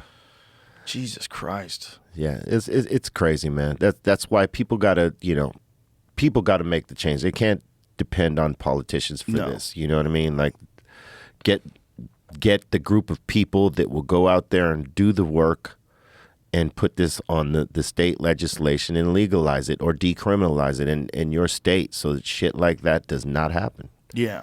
And it's legal in Arizona. It's legal now where this guy's in jail. So it's so insane. Yeah. It's so insane. And, I mean, you could go on and on about it, but like, how many people have their lives ruined for no fucking reason? Yeah. No logical reason. It doesn't make any sense at all. Well, when you think about that, half of the politicians out there and legislators and, some even in the entertainment industry, they're invested in private prisons. They want to keep them prisons full. Yeah, there's a little bit of that. So there's that part too. So, a lot of things, a lot of laws to a lot of folks in different places are unfair, especially as it relates to cannabis. Well, what's really wild is there's this massive history of human usage, right? It goes back thousands and thousands of years. And then in the 1930s, they decide to do this propaganda campaign against weed. And they do Reefer Madness. Reefer Madness, yeah. And all these fucking movies that show people smoking pot and going crazy and losing their fucking minds, and just lets you know, this is going to take hold of your children. So they turn this thing that everybody had always used into this new drug. Yeah. they called it marijuana. And you know as well as I know, that's not that's the name for a wild Mexican tobacco. Yeah. They came up with a name Yeah. and attached it to cannabis, which people had always used. And they turned it into this scary thing. Yeah. And then they told farmers, like, you could still grow it for hemp, but all this weed smoking shit, this is over, kids. We're going to, we're going to make this illegal. You're going to need a tax stamp for that hemp. And these fucking... They figured out a way to get people to believe that this thing that people had taken forever was fucking dangerous and ruining lives. And that propaganda from the 1930s, from those movies, still works today. Yeah. The momentum of it raised our grandparents raised our parents. Yeah. It's in us. It's like the dumbest shit. It's true. Fortunately, it stopped at our parents. Like a lot of people got open after that and actually turned their parents on, because like when you go into dispensaries now, you see cats our age, right? And obviously younger people, but you see seniors up in there as well, whether they're in there for edibles or they're going to smoke flower or even concentrates, which trips me out. But again, that the old folks like get down with that. But you see it. And fortunately, that's because there's a lot of information out there now that like if you're not sure about that propaganda that you grew up to, you can always now do your own diligence and do your own homework and find other articles based on cannabis that will tell you positive things. And this is things they've never realized or thought of or heard before, and it opens up their world. Now, it's not enough of them, because I think if it was, if it was common knowledge amongst everybody that this is a healing plant and aside from casual use, it can benefit people, more people would embrace it. And you see that happening, but it's just slow for some reason still. Everything's slow, man, because we were talking about before. I think people have preconceived notions that they don't want to dismiss. They don't want to let go of. Even when they're confronted with new evidence, they want to still stay, no, weed is for losers. Weed's for goddamn losers. Or gateway. Yeah. It's a goddamn gateway drug. Yeah. Listen, Mr. Be Real, you might be able to do it, but what if my son starts doing ketamine afterwards and fighting with the cops? Kicking out back windows. Yeah, kicking out back windows barefoot. Like Kenny Loggins. Footloose. I would say one of his friends turned him on to the ketamine. Yeah. It doesn't have anything to do with weed. It's got nothing to do with weed. But the idea that you couldn't go from alcohol to cocaine is so stupid. Of course you could. Is that a gateway to coke? Because I know a lot of people who drink and they do coke. Yeah. Those things are, one doesn't create the other, stupid. You know what it is? It's a gateway drug. People and your own choices are the gateway. Yeah. Not this or that. That's what's important, right? The people you hang with. Yeah. You can hang with some people that will buy some street coke and put you in a coma. That's right. Yeah. I mean, and imagine they're the ones who live. Right. And your friends, you were the party provider, and a couple of your friends are now gone. I mean, to deal with that. And it's happening all over the country. Yeah. It's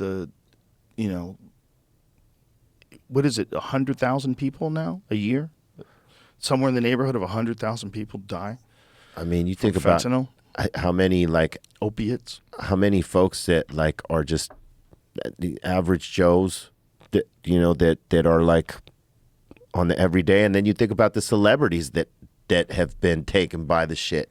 So in 2021, it's 70,601 people died from a fentanyl overdose in the U.S.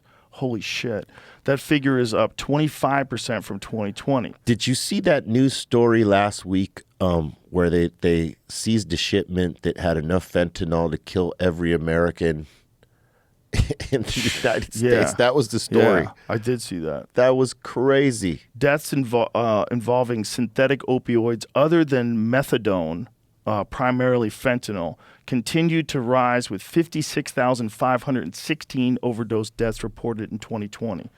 So it just keeps going up. Yeah, man. So it's nearly double the amount of fentanyl overdoses in 2019 in 2020. That should scare the shit out of cokeheads, but some of them are not fazed by this. Fucking wild.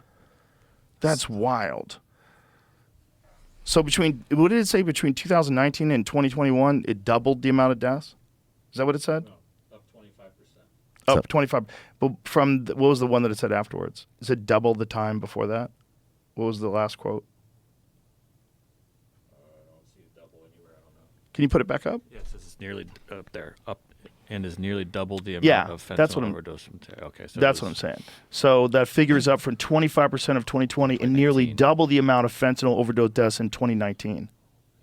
That's crazy. Look at the peak. Look at the spike. If you look at the graph, It's going up. That's crazy. Wow. Jesus Christ. So That's people- what's so sketchy about illegality. Well, I it- hate to fucking beat a dead horse. And some of it is not even coke. Some of it is the pills. Like, because now they're like putting it in the pills and shit like that. Yeah, So- they're putting in fake stuff. Like you get a fake Xanax that has that in it. You can get a fake Ambien that has that in it. yeah, man. People whose doctors won't prescribe them stuff anymore. Like, bro, if your doctor is saying no to you, yeah, doctors are like happy to. What are you in pain? yeah. Oh, you need a little list, something? Bobby? Here, let me write you this shit up. There real you quick. go. I'll hook you up, pal. Hey, I gotta say, man, thank you for coming and doing the smoke box. when My you did it. pleasure. People loved it. It was fun. It was. I it got was- way too high though. The thing about Be Real is he takes you and him and his guys. You get high before you even get in that stupid box. So by the time you get in the smoke box, you're already barbecued, and there's no air in that room. It's all just weed. And I was sitting there going, "Oh my God, Yeah, I I could think- barely form sentences." I think we did have the windows up. That's when we did have the windows up. We don't have the windows up anymore. We have this shear that goes down, so a little bit of smoke. But you guys go so hard before the show even started. Look at me. Look how close my eyes are. I can't even see. Did he see? That's E-Zone back there. Did he give you a dab before you went in? I don't remember. I remember just being obliterated. Because I remember having to tell him, like, hey, man, don't be giving our guests dabs before they get in the box, man. They're not going to make it through it. I don't think I did. He did it to Doug Benson, bro. Oh, my God. Doug was devastated. Those dabs. I mean, at first I thought it was a bit, right? I thought Doug was, like, giving me the bit, right? But he was high as fuck. Yeah, like, when I left hours later, right? I'm rolling down the street. I see Doug reclined in his front seat of his car, just low, chilling there. Like, he had to actually take a pause before he left. Of course. Yeah, you better. Yeah. You don't want to be shaky while you're out there driving your Tesla. Oh, man. Yeah, he was definitely affected. Stay put. Stay put. Let that wear off. Take a walk around the block. Yeah. Don't get in the fucking car. Take a little walk. Don't get in the Yeah. car. Don't try to drive. Because I smoked out with Doug before, and he took a hit of our like 8-footer. We were doing a show with Sublime with Rome somewhere. Can't remember, but this was like a tour we did with them, and one show we it was towards the end of the tour. We broke out the bong, and Rome wanted to hit it. And I think, yeah, that's it right there. It was made by Roar.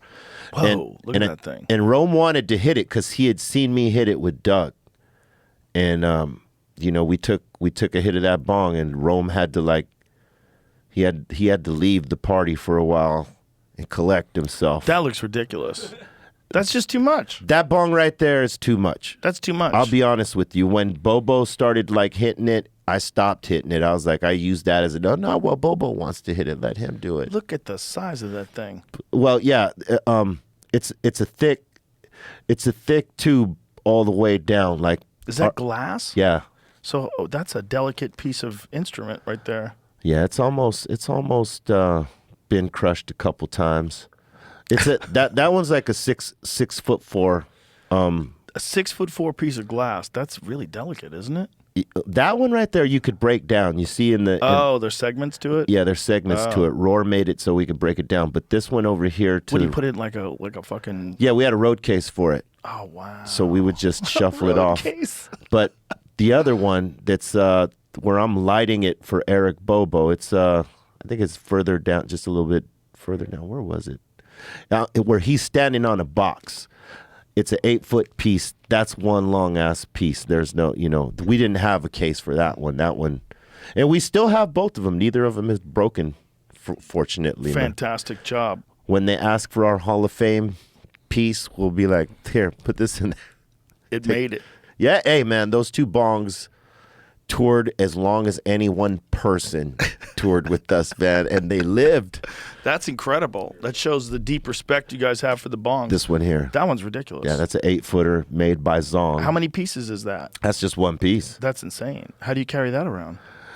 Very Do you leave it carefully. in each town? You Yeah. have one in storage in each town? We used to have to put it in the bunk area of the bus and like tape it to the edges of the floor so that nobody. And that's all glass? That's all glass, yeah. Wow. We took that thing around with us for like 10 years and it never broke, fortunately. It sits in my studio now. How many kids have used plastic bongs and inhaled some fucking weird shit through the plastic? Oh, man. I mean, I think we all started that way. I mean, that like the first bongs that we were hitting that I remember were the acrylic graphic bongs. Yeah. Graphics. You know, another thing I remember is we used to smoke out of pipes, and I was like, why does this always taste like lighter fluid? And I realized I'm inhaling lighter fluid, you Yeah. fucking idiot, because you always like... And then those were fucking like metal pieces. Yeah. None of us had really, we didn't know. No. We just didn't know. We didn't know. Now we know. Now we know. Yeah, look at this plastic bong. It's For sure, you're getting some fucking, all that stuff that Shanna Swan talks about, all the phthalates and everything. Yeah, It's a just metal all bowl, filtered through water. acrylic, plastic bong, whatever. Yeah. Don't you think that some heat gets to the base of that plastic, being the close proximity to the fire? And don't you think that would affect with the way the plastic leaches into the water? I'm here for a natural, healthy bong I don't know experience. that that's mean, the best. it could, the but- thing you should be worrying about in that scenario. It could, but I think what they used for the downstem was you know, it's hard to I say. don't know. It's hard to say. I think they used a glass downstem. Wow. So it sort of had a little bit of separation, but yeah, I mean, it got way better when the bong started being made of glass. Yeah, it was just a 'cause- better experience. Yeah, you're not supposed to be sucking on plastic all day. Nah. It just seems very dorm room too. Oh man, once Jerome Baker came out with his crazy ass pieces, man, it just blew the whole glass piece world up. We fucked up many a podcast early in the day because we used the volcano. Oh yeah. We would do these podcasts I'd have the volcano right next to us. We would fill that bag up. If you don't know what a volcano is, folks, it's a vaporizer, and you put the weed in over this heating element, and it blows smoke. It blows the smoke. It's like a mist, actually, not the smoke. It heats it to a specific temperature that melts the THC crystals but doesn't burn the flower. And so then it all goes into this bag, this mist. Yeah. And it's a giant ass bag, and Yeah, those are the best, man. and you go deep. But sometimes you go too deep. You don't know what the fuck you're talking about while you're talking. Yeah. Like while you're talking, you're trying to figure out what you're saying because you're too high. It's a good blast, and the flavor's good. Yes. Have you Very tried? relaxing. Yeah. It's not harsh at all. Yeah. Have you tried using the Stundin glass? Have you ever seen that? No, what's that? It's a gravity piece you could use for flour or concentrate. We use it for concentrate, right? And Seth Rogan was the first guy that anybody's seen with it. They sent him a piece, and it's this one. Whoa. He was the first one with it, but we did a collaboration with these guys. Holy but you flip, shit. each flip pushes out a hit, right? And you could do hookah with it, or you can do flour with it. But again, we use it for concentrates because the taste that comes out of it is crazy. But what we'll do on our show is like the first 30 minutes we have we try to have a no curse rule, right? And it's just for sport. So whoever curses got to either do a shot or 5 flips from the Stundin. 5. Oh man, one day I did. No. One day I ramped up and had to do 30 hits because I was just Oh no. out of pocket that first 15 minutes. I was like, fuck this shit, that. Bro, out of pocket is one of the greatest statements ever. I love that statement. I love when people say out of pocket. Yeah. I've never confidently said out of pocket. We could do that for the next Protect Our Parks. I have one. I'll bring it. Dude, that's what we're doing. Whoever gets fucked up, has Let's to take go, a champ. penalty hit. You know who's not going to do it is Shane. Shane gets scared of the weed. Too bad. He's a Bud Light man. He likes to get So barbecued you guys on drink the Bud Bud Light. Lights, and if any penalty he has, He's going to gotta have hit to the weed. go. He's Yeah, gonna have to go deep. hey, it works. I tell you, that day I was so blown out by the end of the show. When I got home, I was like, it hit me later. It didn't hit me while we're sitting there doing the show. It got me when I got home. I was sitting there, and I don't go to sleep till like 11:30, 12 o'clock, something like that. And by 10 o'clock, I was like struggling. And I knew it was from the 30 hits. 30 hits is so crazy. That's so deep. Yeah, we also use it to- punish each other like this. What is that infuse- one on the you right? can That's infuse- a it's the same beverage? thing. So they made an infuser so that you could smoke the drink. Oh my God! Don't do it! Don't do it! Don't do it! You know what I fucked up once? This weed shop near my house had those Keurig cups. Their coffee, it was coffee mixed with hash oil. Oh man. Dude, I would drink a cup of coffee and not even notice, and almost kind of forget that it had the hash oil in it. And then an hour later, I'm reading minds.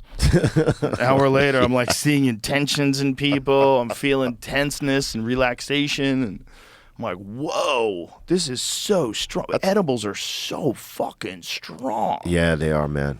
You gotta like be looking at the milligrams on the package per piece.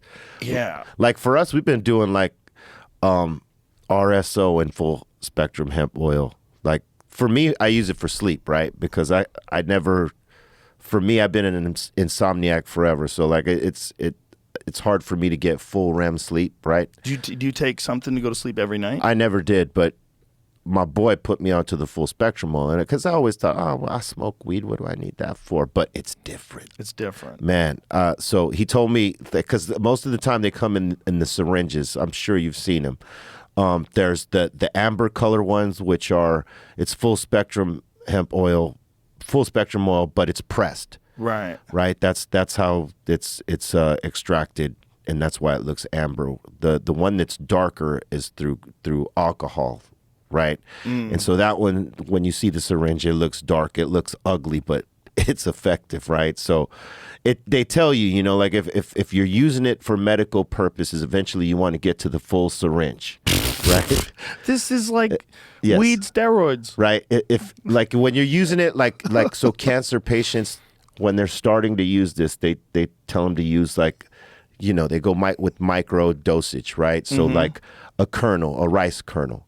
And you work your way up, your tolerance, you work your way up to eventually being able to take the whole syringe. But that's when you're, using it for a treatment for like cancer and other serious things. Like for us, for like I'm using it for sleep, right?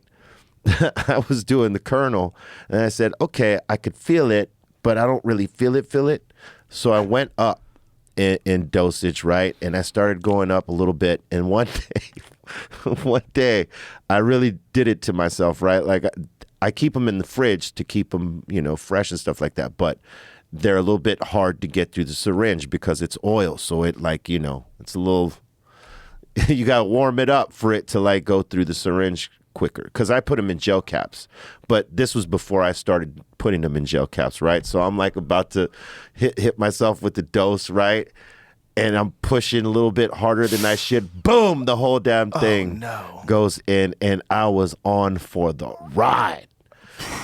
But I tell you, I had the best sleep of my life, and that's when I was like, okay, maybe I'll just take a little bit more. So I start putting like 400 to 500 milligrams in the gel caps, and I'm popping them, and I'm like full sleep. But you have to time them out proper. For me, the way they hit me is I could take the RSO at like, let's just say 7 p.m. and I'll start feeling it around 11:30. And then by the time I go to sleep, boom, I'm good. If I take it at 9, I don't feel it. I'll go to sleep. It'll hit me around 3 in the morning and wake me the fuck up and say, I'm here. Like the RSO has arrived. You'll go back to sleep, but when you wake up, you're going to be high all that morning. Like I didn't even need to smoke. The morning that happened, I was like, I didn't even want to touch a joint. I was still so fucking high. that I was like, That's one of the problems with these kids today. They're going too hard. And they're going to come up with a way to make it even more powerful. You know they are. All those psycho botanists are out there. Oh, yeah. Fucking with the flowers. Oh, yeah. I don't know what the real numbers are because they say there was always really strong weed back in the day. You just had to get really strong weed, but there was a lot of whack weed. Yeah. But now there's no whack weed. There's very little whack weed. I mean, it's still out there, but you Really? would have to find it. You got to go looking for it. Yeah, you got to go looking for They it. started selling a milder weed for some folks. Yeah. I've seen that where people say, I just want a light weed. Do you have anything that's light? And they're Yeah. like, this is mild THC, which is probably strong. You don't want to sell everybody moonshine. Yeah, because everybody gets, well, people that ain't used to it, that they don't have the tolerance yet, they catch the anxieties and have a bad experience, and then they don't want it again. And and your bud tenders have to know this when they're Tenders. yeah, that's at the dispensaries. Your bud tenders have to know this to explain this to Yeah. somebody. Like, ask them questions. Is this your first time at a dispensary? What do you how are you looking to feel? Like, what do you know what I mean? Ask the proper questions, Right. so that you don't blow this person out, Right. and ruin the experience. And maybe if they're taking it because they don't want to do pharmaceuticals and they want to try using it for medicinal purposes, you don't want to like push them away from that because they're looking at this for an alternative. And if you're just trying to blow them out and get them high and you're not even focused in on what they're there for, I mean, you lost someone, you know what I mean? So it's all boils down to education and the willingness to do that. Yeah, for sure. That you got to train some of these, like a lot of these dispensaries train their bud tenders in this, like. Yeah, there should be some sort of a certificate that you have to Yeah. earn to know what the fuck you can't overprescribe. Yeah. You got to understand like sober people too who've never tried it before. It's like, oh, the dispensary, it's legal now. Why don't I try it? And they go in there. You don't blow their fucking head off in one shot. And most people, like, if the bud tender is not educated in this way or just doesn't give a fuck and it's just a job and you're not even really a smoker yourself, they'll do that to somebody Oh no. because either they don't know or just they don't Funsies. care. Yeah, they don't care. What would you tell someone if they were sane, no mental health problems, never tried any edibles before? What would you say, like 10 milligrams? 10 milligrams. That's good, right? Yeah, that's perfect. That's like, ooh. Because they're going to nice. feel it, but it's not going to be overwhelming. Right. It's a comforting little hug from marijuana. Like, hey, Yeah. hey, And then friend. when you get used to that, Yeah. bump it up to 20, Yeah, 20, though, can get slippery. Yeah, 20 could get slippery. That's why you got to build your tolerance to that. I remember they used to have those breast strips. Remember the breast strips? Yeah. Bro. Bro. I took one with Tommy, Tom Segura, and he was almost going to tell, by the time the plane was taken off, he was already gone. And he was almost going to tell them to stop the plane. He wanted to get off. He said he was fighting the urge to tell them to stop the plane. I'm like, oh my God, thank God you didn't. Oh, man. Imagine if I got to get off this plane. If you fucking just really, Oh, because man. sometimes people are that close to losing it. Yeah. But by the time we landed, wherever the fuck we were going, I think we were going to New York. By the time, somewhere, it was a long flight. By the time we landed, he was okay. Yeah. But it was, he was like, dude, he looked over at me, he goes, that was touch and go. I almost told them to stop the plane. I go, no. You could go to the uncomfortable levels. This is for sure. Yeah. I've been there. Meanwhile, I was on a plane once, and I gave some to John Jones, and he took 2 of them. And Oh, just man. smiled. I go, don't take both of them at once. He goes, I'm like, God damn it, John Jones. We were all just on that plane, but John was smiling. But I guess when you're the baddest motherfucker on earth, what do you got to worry about? What do you got to worry about? He's having the time of his life. Man. Hey, you think that fight's going to happen with him? And Yes, with Cyril Gahn. Man, that's going Yeah, to be that's something. in March. Yeah, I'm sad that he's not fighting Francis Ngannou, but I'm happy he's fighting Cyril Gahn. I'm happy to see him back, and I'm happy to see that fight. That's a legit heavyweight who's a dynamic striker. That Yeah. Cyril Gahn guy is fucking deadly. He's sick with it, man. He's so good as a striker. Yeah. His striking is so beautiful. Have you watched that knockout of Tai Tuivasa? Did Yeah. you see that fight? Yeah. Dude. Ridiculous. Dude, those combinations. And Tai Tuivasa was throwing hammers, too. I mean, it was, Tai was firing back, too. For a big guy, he's light on his feet. Very like, light he on can his move. feet. Like his footwork is really good. It's very different. He's Yeah. very different than any other heavyweight. in the UFC. Yeah. Like he's really light on his feet, and he attacks a lot with his front leg. He stabs you in the stomach with his front leg. Yeah. He does it from a weird stance too.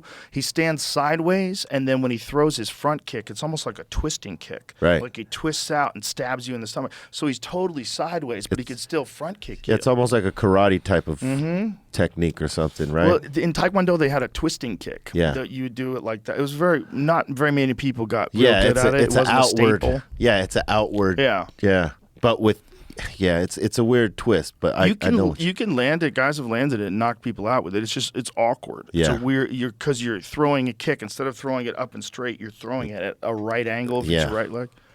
But he hits people in the stomach with that. that's crazy. He does it all the time. And he's the only one I've ever seen do it. So like if you were in training camp with him, you'd probably have to adjust to that. Like, Yeah. oh shit! Like when someone has like a really good front leg, it can fuck a lot of people up. And as a heavyweight, he's probably got like one of the best front legs ever. Yeah, it's going to be an interesting fight because Yeah. the way John attacks on that front leg too. Yeah. You know, some of John's very good at chopping at those legs. Yeah, the unorthodox kicks he lays down every now and then. Also, John's wrestling is out of this world. He took down Daniel Cormier. Yeah. That's all you need to know. Yeah, He took down Daniel Cormier. I mean, That's a big fucking deal. he's the baddest Yeah. motherfucker out there. Yeah. That's what they say, right? I'm just so curious to see him come back because you got to think 3 years out, building up his frame, becoming a heavyweight, doing it the right Yeah. way, doing it slowly, getting accustomed to the extra mass. Do you feel like he's doing like what Evander Holyfield did before he became a heavyweight? Because Evander was a cruiserweight before he became a heavyweight. And Yeah, I believe Evander worked. Did he work with Mackie Shilstone, or was that the guy who worked with Leon Spinks?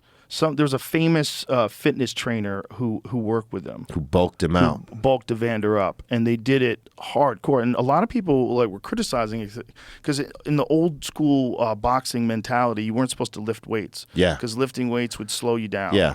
And they thought that wasn't correct, and it was like now we know it's not correct. But Yeah. back then, fighters didn't lift weights.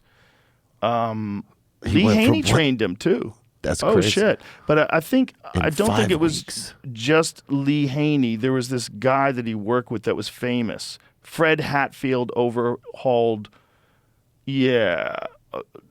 Yeah, So it looks like Lee Haney definitely helped him. yeah. Lee Haney definitely helped him, and there was this other guy. And then there was another guy that did it with Michael Spinks, too. I think that was Mackie Shilstone. Same deal. Yeah. Michael Spinks, who was the light heavyweight champion, went up and beat Larry Holmes. That's right. And that's how they did it. It's crazy how they worked their way up like that because Evander, he was in there fighting monsters. So was Mike. When you think about Yeah. how big those guys were in comparison to the yeah. guys they were fighting. Dude, Mike in his heavyweight. prime was like 220. Yeah. Right? Yeah. I mean, with Mike, what people forget, everybody remembers the knockouts. Everybody remembers the destruction, but people don't remember is the head movement. And the head footwork. movement was extraordinary. His the footwork, extraordinary. Footwork was crazy. It was almost like a martial artist. If you look at 100%. like the way that his twitch muscle ability to like move his feet and shift. Mm-hmm.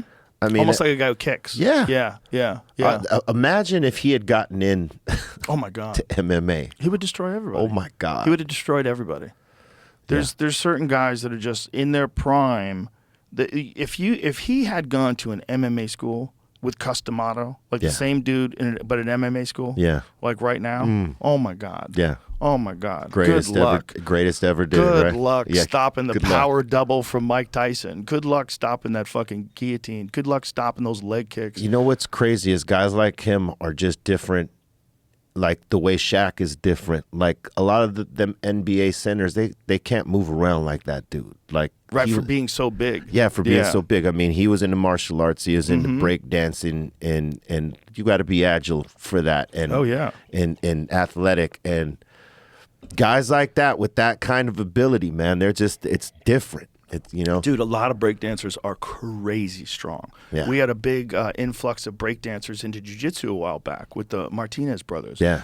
My friends Richie and Gio, they were these crazy breakdancers. They can do wild shit with their body, man. yeah. Spin around in their hands and all that wild shit that those guys do requires incredible strength and body control. And when those guys got into jiu-jitsu, man, they excelled so quickly. yeah.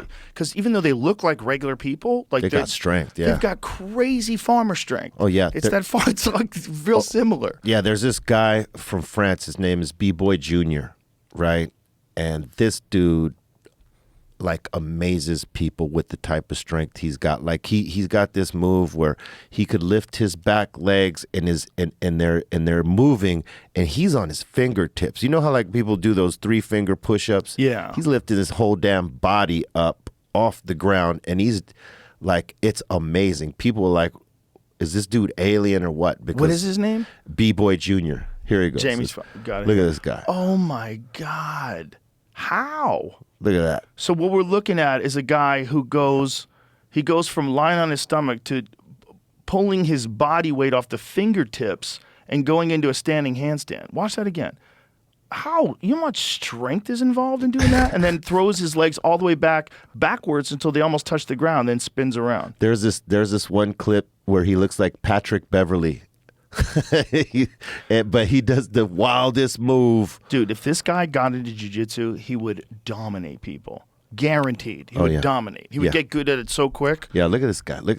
Because to have that kind of physical ability with your body, Look at this. you know, Look at that. Oh my God, he held that. insane. Insane, yeah. And I mean, it's more extreme even than like yoga, but like a lot of jiu-jitsu guys after Hickson, they got into yoga. Hickson was like the first guy that was like really into yoga. That was also like a jiu-jitsu He was champion. doing different things, man. Yeah, man. He was super agile, and he was doing this workout in Santa Monica, and I think there's a video of him on the beach, and he's doing like rings and balance bars, and he's doing like a standing split on a balance bar, and he's a professional strangulation artist. Right after it cuts Oh the my next thing. God. This one finger. This one. This is the thing. What? Look at that. That's insane. Like I did too. He's like, it's not that hard. Well, he did it for a second. That dude held it. No, yeah, It's the way he can hold his moves, man, he's just crazy. the agility is insane.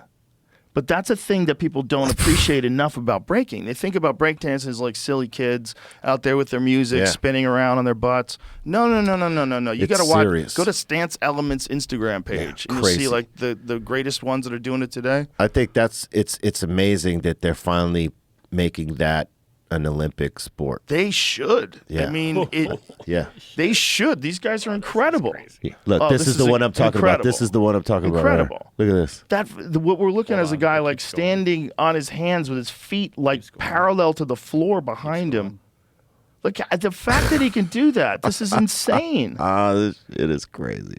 I mean, you have to be so physically elite to be able to pull that off. And it's a sport. Yeah. Like people had connected it to like They're athletes. Just being, they are athletes. They're entertainment athletes. You know what I mean? Like, But let me ask you this: when did that happen? I believe it's slated to go into the Olympics for this next run. But when did these guys become this athletic? Oh, because it didn't used to always be like that, right? You know, I think as every art form evolves, I think they just started challenging themselves and trying different things and seeing what cats were doing on the gymnastic floor. Yeah. Like trying to like figure out how do I develop these new moves and stuff like that, and just trying to take it to a new level. And I think they discovered within that they could do these power type moves as a part of it, because you didn't see a lot of the freezing that you see now where he's pausing and holding that up. You know, it was all about the movement on the floor, like the spins to the head, the hands, and, you know, up top when you're doing a 1990 or whatever. You see a lot of that in the combinations, but now you're seeing more strength along with those combinations. It's a mixture of the combinations you see of the aerial moves or the floor moves into a power move that he did, like on his fingers like that. That's the shit they're adding now. Like where before it was all just combinations. There was no power style moves like that existed. And I don't know where it came from, man. I just know that like you see the way that they do this. The fact that they kept it going. There was no place to go but evolve and do some different things. And what were you just showing us, Jamie? He had polio when he was a kid. That same guy? Yeah. Yeah. What? He's turned his disability into an advantage, he says. He said he contracted polio when he was 3 years old. The difference between me and the other kids became evident when I realized that I couldn't run as fast as them, but I've never given in. I focused on sports like table tennis and boxing. And when I played football, I was the goalkeeper. Whenever people would make me feel like I couldn't do something, I worked extra hard to prove them wrong. And then he became this freak street dancer. That's unbelievable. That's that human spirit we're That's talking unbelievable. about. Because what he can do is insane. Yeah. It doesn't even make sense. Like you just go, where? How Yeah. does someone move their body like Where'd you that? get this How the fuck do strength? you go all the way back and then forward? Like that's. Yeah. But those guys got into jiu-jitsu, man. Woof. Oh yeah. Woof. Wrestling, Yeah. jiu-jitsu, any of that. Yeah. Their abilities are crazy, and it's great that they're finally getting recognized for that. Like by putting them into the Olympics. Yeah. Somewhere, Oh, for sure. I mean, it's so wild to watch too. It's so easily recognizable how impressive it is. It's not like you have to know anything. Like you just watch what they're doing physically, and you're like, oh my god. Yeah, there's a lot of great guys doing this right now. There's this dude named B-Boy Pocket from South Korea. Oh yeah, we've talked about him on the podcast. Oh man, insane. He is crazy. I put him on my Instagram page. Yeah, it doesn't even make sense. His legs look like baseball bats just whipping around when Yeah. he does his moves. It's crazy. Yeah, he pull up some of that dude's stuff. His stuff is, it doesn't even make sense. Like how he's able to move his body. It's like he's defying gravity. Yeah, how do you not put this in the Olympics? And look how he's spinning around without his feet touching the ground. Yeah. Like, that's insane. He's on his fingertips. It's nuts.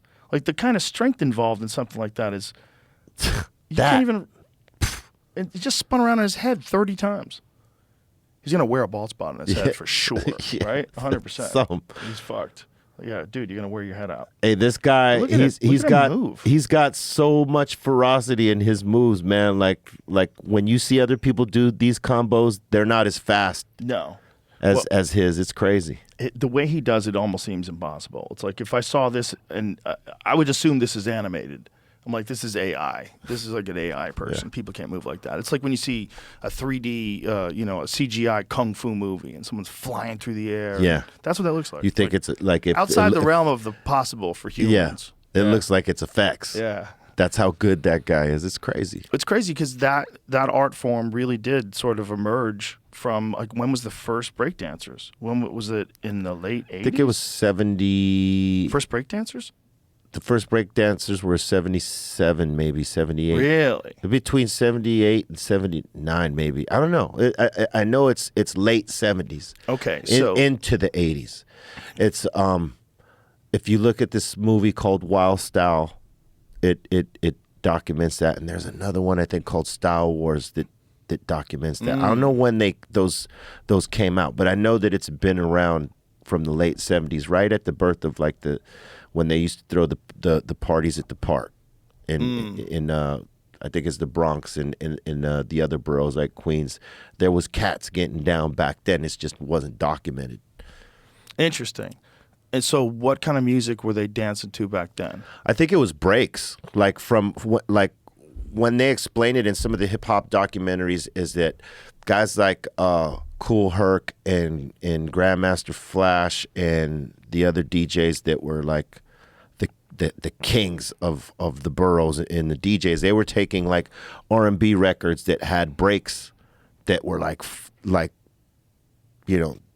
to them that was the best part of the song. All the rest was shit, but this part is dope. So they would go and find these breaks and cut these breaks in the party, and people would dance to these breaks. And then, B-boy, the What is B-boy this? shit was birthed from that. Look at this. This dude is doing this in 1898. Head spin. That's crazy. He's going to do a head spin. Oh, shit. But how do we know that that's the first time anybody did that? How do we know that, like, court jesters didn't do that? It goes could have been. back to the Could be anybody. 1877, Look but at it's the his- music they're doing it to. Straight Look at his Big body deal. control. Straight- Oh, my God. This guy's body control is insane. One of them contortionists. But no, just the ability to go back and forth like that. That's, you have to be so strong to be able to do that. Yeah, so that was 1898? That was 1898. It says 1877. There's a quote of a young man quite alone who was practicing over and over the most inexplicable leap in the air. He swung himself up and then round on his hand for a point when his upper leg described a great circle.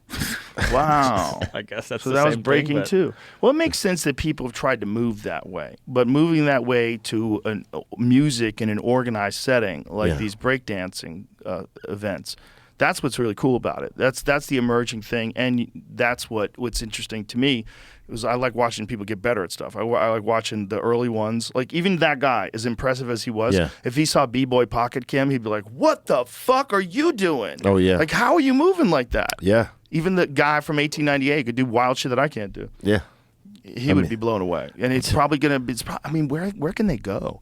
Like, how much better can they get at that? Yeah, it's one of those things where they just got to try to innovate new moves. The way Tony Hawk would innovate, Right. when he brought out the 900, right? Right.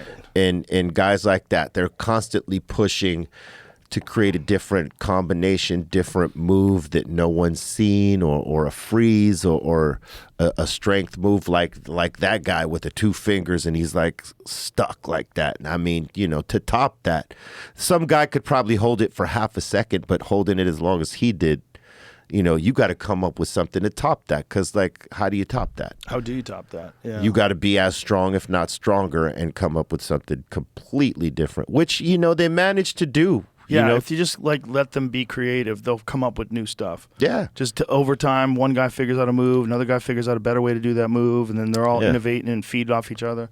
Yeah. It's amazing art form. I love watching it. I watch it on Instagram all the time. Yeah, man. It's a combination of athletics and art. It's like gymnastics. It's almost the same thing. I mean, you're running around to a routine and doing the flips and the tumbles and all that stuff. And they work their floor routine to the music. Yeah. And same thing with the figure skating and all that stuff. I mean, breakdancing is just as incredible, if not more. Oh yeah, just as incredible, easily. Figure skating's pretty nuts. Yeah, it is. I mean, I'm not interested in trying it, but it looks pretty fucking insane. Like spinning through the air and landing on your skates and sliding around. I mean, that is 100% a sport. Hours of work to get any of that down. So, but you got to think, the guys that do the B-boy shit, it takes them hours to get all that down and to get those moves down and get those combinations down and having the strength to actually pull it all off. I'm just glad that they're finally getting theirs, because it's a great art form that was, derived from hip hop, and to see it now, it's like a world sport. It's pretty dope. That's dope. It is dope. Yeah, it's just amazing that we watched it. We watched it emerge. Also with hip hop, right? Yeah. I remember when I was a kid, when Sugar Hill Gang first came out. I was in middle school, and I remember I was in the cafeteria, and I was hearing to the hip hop, hibbit to the hibbit, hip hop, and I was like, "What is this?" Yeah. Like, wow, this is Completely crazy. different. It's dope that that the Grammys just recently celebrated the 50 years of hip hop, because it's now the birthday of hip hop this year, this month, that it's been 50 years.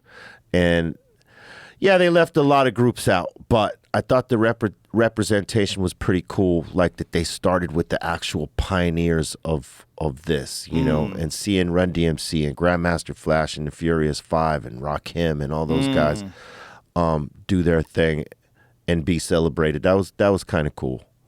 Yeah, man. People forget about like EPMD. Oh, some of the bangers they had. They had bangers. Public Enemy. Man. Public Enemy looked really good when it came out with Chuck and Flav on that celebration. That was dope. And Busta Rhyme. Yeah. He fucking killed it, I gotta say. Yeah, it was pretty dope. You know who I love? I bring him up every time I can. Cool G Rap. Cool G Rap. Dude, I loved that guy. He was one of my favorites. When I was like a kid in the 90s, when I just moved to New York, that's when I found out about Cool G Rap. I was like, man. this dude. He had one of the dopest rap styles. I mean, a lot of styles were birthed from his. Yes. And he don't get enough flowers on that, as they say. He was amazing. But yeah, man. funny raps too. Oh, yeah. Cock blocking. And- Cock blocking is a funny fucking song, man. That's a funny song. And He he's also did something with the Brand New Heavies. Yeah. Did you ever hear that collaboration? Yeah, I believe I did. I don't remember the name of it. The Brand New Heavies did a collaboration with a lot of hip hop artists, and they did one of them with Cool G Rap. One of the songs was so it's like you got the Brand New Heavies music, but then Cool G heavy rhyme experience. That's right. This is fucking badass, dude. Listen to this. Some think that I'm a flake, but I'm no fake nigga, cause I take a bitch, make him a witcher, burn his ass at the stake. With the 44 mag, it's so simple. Put it to his temple. Yeah. Fuck, gotta give a nigga permanent dimple. People forgot about Cool G Rap. They forget. How do you forget about this guy? Give me a little bit more of that. Brand new heavies on the tracks. G-rap on the west coast. Brother got motherfuckers doing jumping jacks. You motherfuckers lost it. I bake your ass like a cake and all your flakes get frosted. Cause when G-rap is on the mix, niggas start shitting bricks, turning the chicks to small dicks so it fits. He was amazing, man. Hey man, he was one of the baddest in that time when they came out. When he came out, him, Big Daddy Kane, LL, Yes. and Rakim, those guys were the sickest in their style flips, man. And yeah, Cool G Rap, man, one of the baddest. It was a great time. That's a great time for rap. I mean, think about 90s for hip hop. Think about all the artists that came, Nas and Wu-Tang, and how many great artists came out of the 90s for hip hop. So My many, man. God. Brand Nubians. My God. They had some good shit. Man, there was so many. Tribe Called Quest, CL Smooth, and Pete Rock. When did Dead Prez start? I'm not sure of the year, but I believe it was in the 90s, though. I'm So not many sure. But there's artists, so man. many. Ice-T started in the 80s, right? Yeah. Because he was a part of the original wave. Yeah, I believe he was in 84, maybe? 80, Yeah. I think 84. Ice-T, he was at the Grammys. Yeah, you should watch Yeah, this he later. got- Can't yeah. watch it now, but it was really cool. Yeah, he did What did really he do? well, too. He did Hustler. Nice. And he looks sharp. Look at the man. Look at him. Look at him. Still Fucking going. sharp. Bro, hilarious. The guy who wrote a song called Cop Killer has been playing a cop on TV Yes. longer than any human being has ever done. The irony. The fucking irony. I love that. Remember when he was in Body Count? People Yeah. forget that Ice-T is also a fan of heavy metal. Yeah. He's what would you call that? What kind of metal would you call that? I think it's like punk and metal. You know, I think Yeah. he listened to both. I think he was listening to metal and punk, but I think, you know, with as it relates to Body Count, it's more.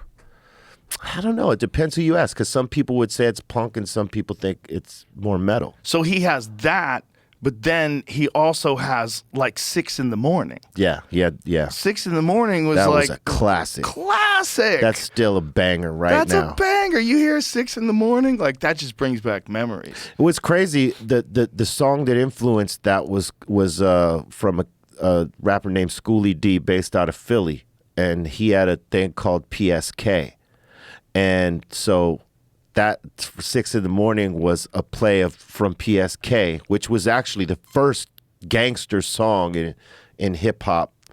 But the first West Coast Really? gangster song was the 6 in the morning. See, it's the same style beat. Yeah. And then he says a phrase that's kind of, yeah, Schoolie D was the shit. But this is where it was birthed. And then, you know, from What 6 year is this? 85. 85. Wow. I was a senior in high school. I was 15. Bro, I'm old now. What the hell does that mean? Oh, yeah. All right, now give me 6 in the morning. We find Ice-T 6 in the morning, please. And then after 6, in the morning, police at my door. Fresh Adidas squeak across the bathroom floor. Out my back window, I make my escape. Didn't even get a chance to grab my old school tape. Mad with no music, be happy 'cause free. And the streets to a player is the place to be. pistols close at hand. Gangster right there, Ice-T. And then birthed from Look at that, him too. then birthed from that, you get Cruising Down the Street in My 6'4", Yeah, which was a play off this. Oh wow, that's similar. Yeah. Yeah, that does have a similar beat. Wow. Hey, yo, man, you remember that shit Easy did a while back? Motherfucker said wasn't gonna work. And man, it busted. Just thought that I had to be in Compton soon. I gotta get drunk before the day begins, before my mother starts It rides about that my line. friends. Yeah. About to go and damn near went blind. Young niggas at the pad throwing up gang signs. The difference is on the West Coast shit, we used more 808 like that, the bass driven shit, because it was more that was more LA. Like in LA at that time, you'd see cats riding around with sound systems bumping, and so when guys like Dr. Dre were making, when they were producing, they were adding that bass in there, that that 808, so that people can feel that shit in their system. How many times did a dude come up to you and went insane in the membrane? Oh man. Is it almost countable? Everywhere we go, if I catch eye contact. And sometimes if I don't catch eye contact, they'll wait for me to walk by and then they'll sing it, or they'll call me Cypress. Yo, Cypress. That's been my name in New York for a long time. Yo, Cypress. Because sometimes they don't know all of our names, but they know what group we're in. So, Right. they won't say, hey, Be Real or Dr. Green. Hey, yo, Cypress. That's What's awesome. cracking? That's kind of awesome though. Yeah.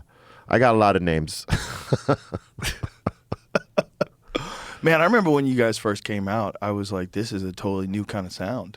Like, you guys had a totally new kind of sound. I remember I found out about it, like, I wasn't even into weed back then. I was like, why is this weed symbol everywhere? What are these guys doing? These rappers with weed? What the hell's happening over there? But I remember listening, I'm like, you guys had a completely different kind of sound. Yeah, the thing is that Muggs was from New York. He was from Flushing. So a lot of his influence was from New York. His favorite production was like the Bomb Squad, which were producing Public Enemy and all their shit. They had like some of the most complex production at the time with bridges and breaks and these crazy sounds and stuff like that.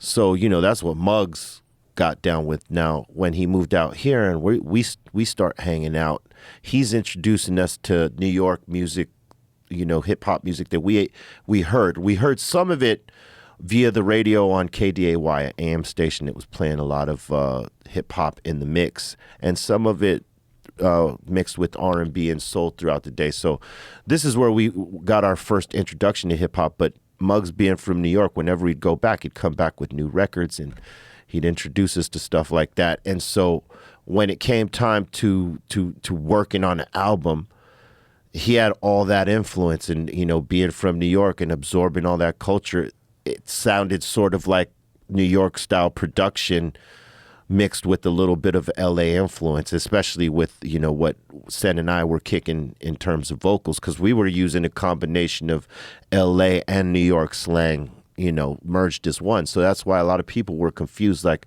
where are these guys from? You ask people in New York, they thought we were from East New York, and they were from Cypress Hills, New York.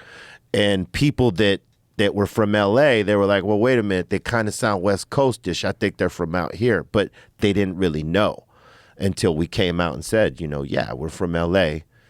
Our boy's from New York, and we're sort of a bridge, between LA and New York with the sound. So, yeah, it was always a New York influenced sound because, that's where he was from. But I think that's what added to us being different, because most things that were coming out of Los Angeles in that time, or Southern California, sounded like gangster rap, sounded like a version of NWA or Compton's Most Wanted or something like that. And we wanted to be different. We didn't want to be in that lane. We felt that was their lane. We need to make our own. So we didn't want to sound like anything else that was in Cali. And we didn't get signed by a California label, like whether it was Sony or any of it. We got turned down here because we didn't sound like we were from California. Isn't we that didn't sound, funny? Yeah, and How short-sighted yeah, people are. And it turned out that like our well, we call him Uncle Joe the Butcher, who was based out of Philly. he had his label with Rough House with Chris Swartz. He had worked with Muggs on an album that when Muggs was in a group called 783. He knew Muggs' potential. He liked Muggs. He saw that, he was evolving as a producer. He heard about our thing and he wanted to take a chance on us. Where we were getting turned down from every goddamn label in LA. Not funny. They just didn't understand us. You guys are talking about weed? How does this make sense? What you got any other songs? We're like, no, we're cool. And yeah, I want to get high. yeah. We're sitting there. High. They're eating lunch, listening to a song about getting high. They're like, what the fuck is this?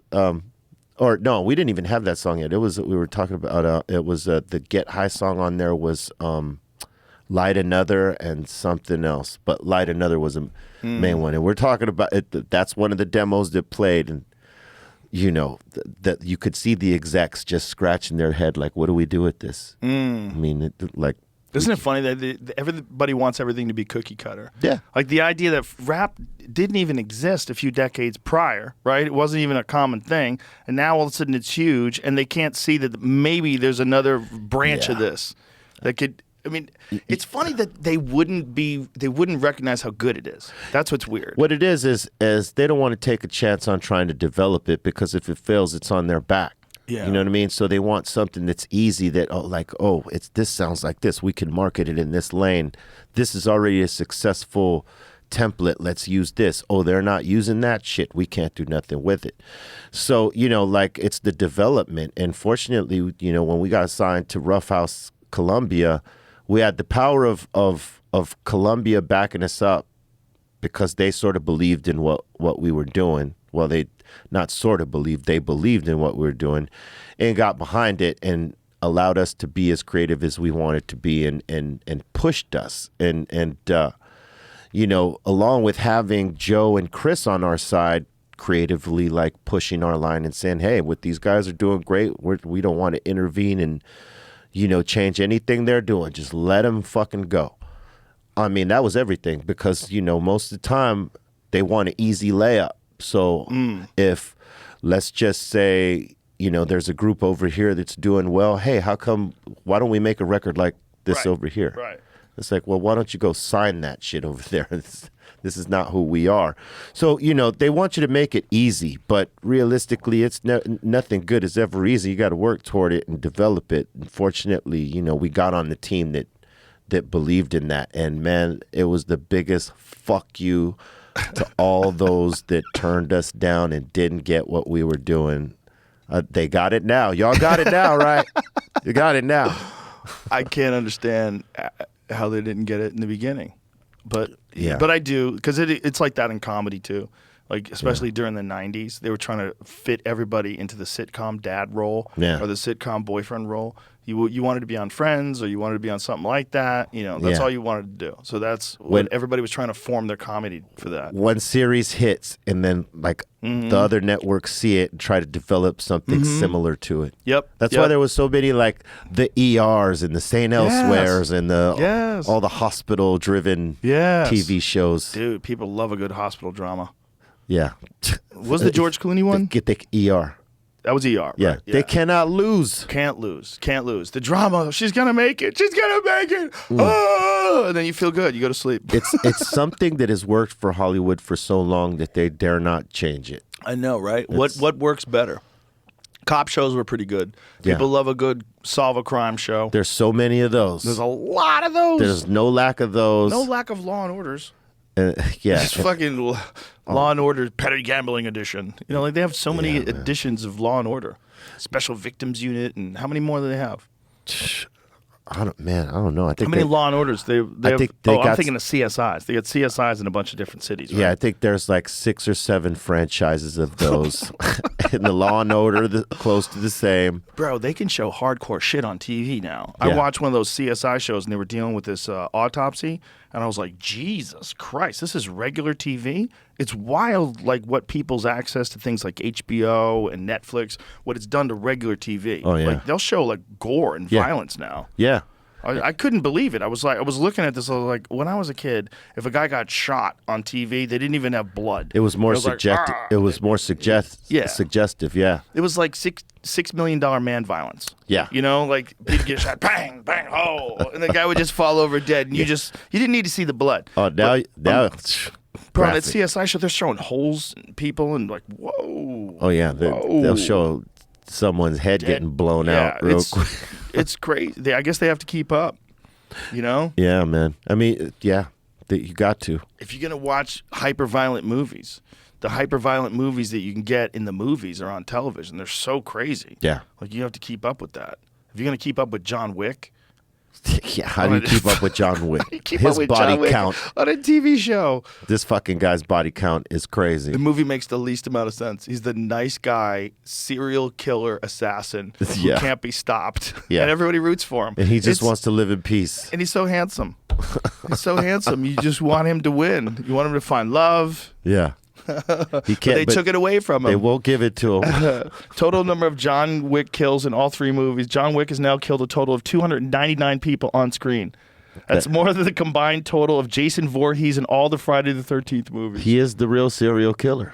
Bro, he's killed, and that's all the people he killed after he retired from killing people for the Russian mob. Yeah. Where they said he killed 3 men in a bar with Yeah. a pencil. Yeah, it's not even counting the other Jason guys. and Michael Myers. And Michael Myers combined. Oh, And man. all the Halloween movies. Oh, my God. That's so I ridiculous. thought it would have been Arnold or Stallone that got the highest body counts. But It's crazy goddamn. that we're rooting for him. Yeah. You're rooting for him to kill everybody. Yeah. They all deserve it. They all these deserve fucks. it. All these fucks should get it. They killed his puppy. They killed his puppy and they stole his car. Everyone's gonna die. You can't touch someone's dog or car, man. Don't fucking steal someone's car and don't kill their dog. That's rude. Those are against the rules. It's rude. Yes. I mean, Imagine being that Russian mobster. That's the wrong dude. The wrong dude. That's why it's such a great movie. It's like the Hulk. Like you made him mad. Now all of a sudden he's unstoppable. Everybody's like, "Oh, you fucked with." Yeah, that's everybody want. That's what people love. They love this like one person that can't be stopped. Yeah. In some way, whether it's because of the Hulk, like he's got some fucking genetic thing. They zapped him with rays and changed his body. Yeah. And he gets angry. He turns into a giant green dude. Yeah. I mean, it's the same thing when they were running Stone Cold Steve Austin on the WWE. His character or his persona Yeah. was that you could not stop Stone Can't Cold. stop him. And people Love it. loved it. Love it. Can't stop him. Yeah, you can't stop Stone Cold. You know, the most ridiculous thing about the Hulk is his pants. Yeah. He never loses his pants. This Yeah, his dude pants is somehow stretched the fuck out. gigantic.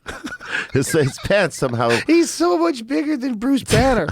Bruce Banner is like a little Yeah. unassuming scientist who's built like Ben Shapiro, and then all of a sudden he turns into that guy, and the pants somehow still fit. How the fuck? How the fuck do you not see that giant green dick? Those pants would pop off just the same way his shirt would. Right. This is ridiculous. Somebody needs to do a new version of the Hulk with the giant green dick, like like Dr. Manhattan has in the Watchmen. Primal Hulk. Look, if you go, it wasn't that long ago where the Watchmen, you were allowed to see Dr. Manhattan's dick. Yeah. In the Watchmen, you saw a full blue dick. Yeah, it was giant, graphic. Yeah. and he's built like the Hulk. Same thing. It You can see his dick, but you can't see the Hulk's dick. Yeah. What is it? Marvel, right? The idea that his shirt explodes, but his pants like stay fine and he can move around in them, no problem. Yeah, Like, that- What the fuck are you telling me? I don't think What they are knew you the way telling around. me? They didn't know the way around that one. Like, It's- how do we? It is the dumbest fucking thing of all time. I mean, even if he's wearing yoga pants, those fucking shits are gonna fly That shit's apart. gonna rip. It's gonna rip. That's crazy. Look Yeah. how big he is. Yeah, he's what? 500 fucking pounds. Yeah, he's 5 times the size of the regular motherfucker that he is before he blows up. It's so dumb. It's the dumbest thing. If we're so afraid of that giant green dick, He's wearing stretchy pants. people are willing to like suspend disbelief. That's fine. That's fine. Pants are fine. Fine. Yeah, That is crazy. People will say ridiculous shit like, well, how could he turn into such a big thing? There's not enough molecules in his body to expand to that extent. Where is he getting the actual physical tools to get bigger? Yeah. Yeah. What about his pants? That's What more about ridiculous. his pants? Yeah. The pants are more ridiculous. Do his pants have the same thing he got? It does make sense that something couldn't just get big, though. How could he just get big? This Like, is a debate that's gone on and on. well, let me give you my for it. point before. I How haven't could he answered yet. How could he get big? He's not getting anything into his body. There's no food. There's no Yeah. how do the cells grow? Is it you just drinking water and growing like a plant? Like, what are you doing? Yeah. How are you getting bigger? How do you get bigger? Like, there's a mass. Where's the mass come from? Yeah, How does where it go does- back to normal? It's so dumb, but the pants are the dumbest. Yeah. The pants are the dumbest thing of that whole thing. Meanwhile, it's my favorite superhero. Yeah, they just can't get his movie right. Like his Yeah. solo movie, like they got it with Ruffalo when he's in the ensemble, but like they still haven't managed to get like the hit with With the a Hulk movie? by itself. Yeah. They had a couple different tries. They had the Ed Norton try. Yeah. They had before that other dude, the Australian. Eric Bana. Eric Bana. Yeah. They did it. And then as time went on, they got better with the CGI. Yeah. And they got better at making it look real. Yeah. Better at, but it's still. The problem with the Avengers is I would just call the Hulk. If I was that dude, Hawkeye, with the bow and arrow, I'm like, what am I doing out here? Yeah. I just have a bow and arrow? That's all? I'm just kind of mildly acrobatic and have a bow and arrow? He got Call s- the Hulk. He got special bow and arrows. Bro, you call the Hulk. You call the Hulk? Call the Hulk. He fucking stops the world. He punches the world and stops it from spinning. I mean, yeah. You call the guy with the arrows or the guy. Yeah. They call the guy that punches the spaceship in the face and smashes it to the ground. That guy should just be dominating. The indestructible Yeah. one. Just go behind him. Just follow behind him and Yeah. pick out whatever's wounded. One of my boys got mad when they made him into like the smart Hulk. I got mad. Yeah, a lot of people got mad. They don't want to see the smart Hulk. Yeah. Yeah, next thing you know, he's going to be wearing a dress. Like what they're doing is they're experimenting with these time-held characters that we love so dearly. You can't just do that. Yeah, reflipping them like that is just too much. It's rude. Make a new character. Yeah. Don't make a smart Yeah. Hulk, you fuckers. Yeah, He's not smart. That's Yeah. the whole point. yeah, he's enraged. Yeah. It's the idea that he would be like smart and giant at the same time with the green skin and big ass glasses. Shut up. yeah, like he's got the best of both worlds. No, he never you did. can't have that. That's the thing. The Thing was a regular dude. Yeah. But he had the mutation from space that turned him into the Thing, the big rocky. But he was a powerhouse. Yeah. But he was a regular dude underneath it. Yeah, The Hulk's like says Hulk smash. Like he goes from being the smartest guy in the world to a dude with 2-word sentences. yeah, You know? But it's fucking like the scene in the Hulk when he grabs Loki and he smashes him left and right, like Loki Yeah. says he's a god, and the Hulk grabs Yeah. him and pile drives him into the concrete back and forth and That's back the and forth, Hulk. and goes puny man. I mean, puny god. Is that what he says? Yeah. Get this out of my face. yeah. See, Stop that, it, Jamie. Yeah, This is not funny. Find the Got a scene. sweater. It's ridiculous. Look at him. he got so handsome. He got a robe. It's like a guy who's at the coffee shop. Why does he have glasses on? He's a fucking superpower. You don't Yeah. think his eyes are superpower too? Yeah, why would the Hulk have glasses on? Just to let us know that he's smart. Yeah, just to Now he's smart. Like we associate. That's like such an easy way out. Hulk smart. Yeah, you associate. It wouldn't be better if he actually looked exactly like the original Hulk, and he could talk like a super smart guy, but he could turn it on and off, so he could trick you.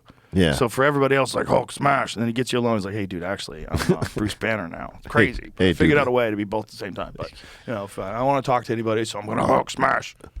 That would have been a good strategy. Find that Loki one, from where he smashes Loki. It's like my favorite scene in any movie. Yeah.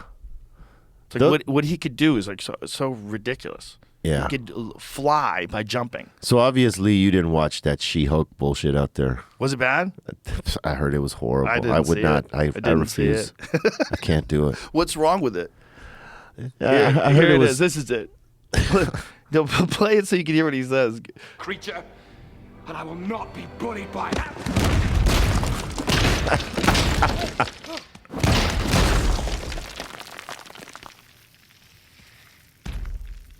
Puny God. Come on, son. How do you not love that? Yeah, that's the one you want to see. That's the one you want to see. Yeah. But the pants! Those pants make no sense. In You what got, world? You got special Avenger pants. In what world can your 500-pound friend borrow your pants? Oh man, I don't know. That scene would be even more terrifying with a giant green dick flopping around while he's beating that dude to death. Yes, it would. It would be terrifying. It'd be disturbing. Terrifying. Terrifying. Oh my man, God. That's hilarious. fucking Hulk. Hopefully, they make one that sticks. That his own. It's funny because we don't want new superheroes. Notice that? Like, you don't really get too many new superheroes. Like, we kind of have enough superheroes. We're kind of done. Yeah, not Hard to sell in the a new DC and Marvel universe because Right. I mean it's been for so long and they developed so many characters to come up with new ones and try to put those over. That's tough. But Interesting, though, that they don't do that, right? Yeah. It's almost like a band that only plays their hits yeah, and doesn't play any new songs. yeah, Because some bands, they'll tour, 20 years after their last album, and they'll just still have all those hits to choose from, and they don't ever write new songs, and the audiences love it. yeah. It's crazy because some audience don't want to hear the new shit. They're like, "What happened to this? How come you're playing all this new shit?" It's a fine line to try to ride that, and please these motherfuckers. Yeah, I had a friend who just went to see an artist, and he said he was really disappointed because he didn't play any of his hits. He was just only playing new stuff. Yeah. And he goes, the new stuff was great, but there's so many classics that they wanted to see him play, and he didn't play any of them. Got to play the hits. You got to play them as much as you might not want to. Yeah. I mean, for us, we don't mind. I mean, it's what made us who we were and who we are now. You know what I mean? So for us, Boy, you guys have some bangers, dude. you got to play them. How I Could Just Kill a Man. We'll find a way to mix new songs in there. We just won't play so many of them, Right. until they start requesting them. Hey, well, why don't you play this in the set? You got to let it like organically find its place. Yeah, you got to let it find its place and let people say to you, like, hey, man, how come you don't add this? You guys always play this over here, but you never. And then we might take that into consideration and be like, you know what? Yeah, we should play that. But, yeah, I've learned from watching others, like, when you don't play the popular songs in your the pantheon of your library, your musical library as an artist, man, they're going to shit on you heavy. Like, yo, man, how come you didn't play Insane in the Brain or whatever? Like, you could not play Yeah, you have to play that. because they feel punished. Yeah. Like, I paid all this money to come see you. You didn't play that song. It's like if you went to see Leonard Skinner and they didn't play Freebird. Oh, my God. You'd be like, what the You're fuck? losing your shit. What the fuck was that show? I went to a Steve Miller gig one time because was a Steve Miller fan. I love Steve Miller. I still am. He's the most famous rock star that no one can recognize. But I would not go see him. For a minute, he looked like Russell Crowe. And when Russell Crowe played that Whistleblower. Oh, right. Look at that movie. He's sort The of Insider? Yeah. Wow. There goes Russell Crowe on guitar.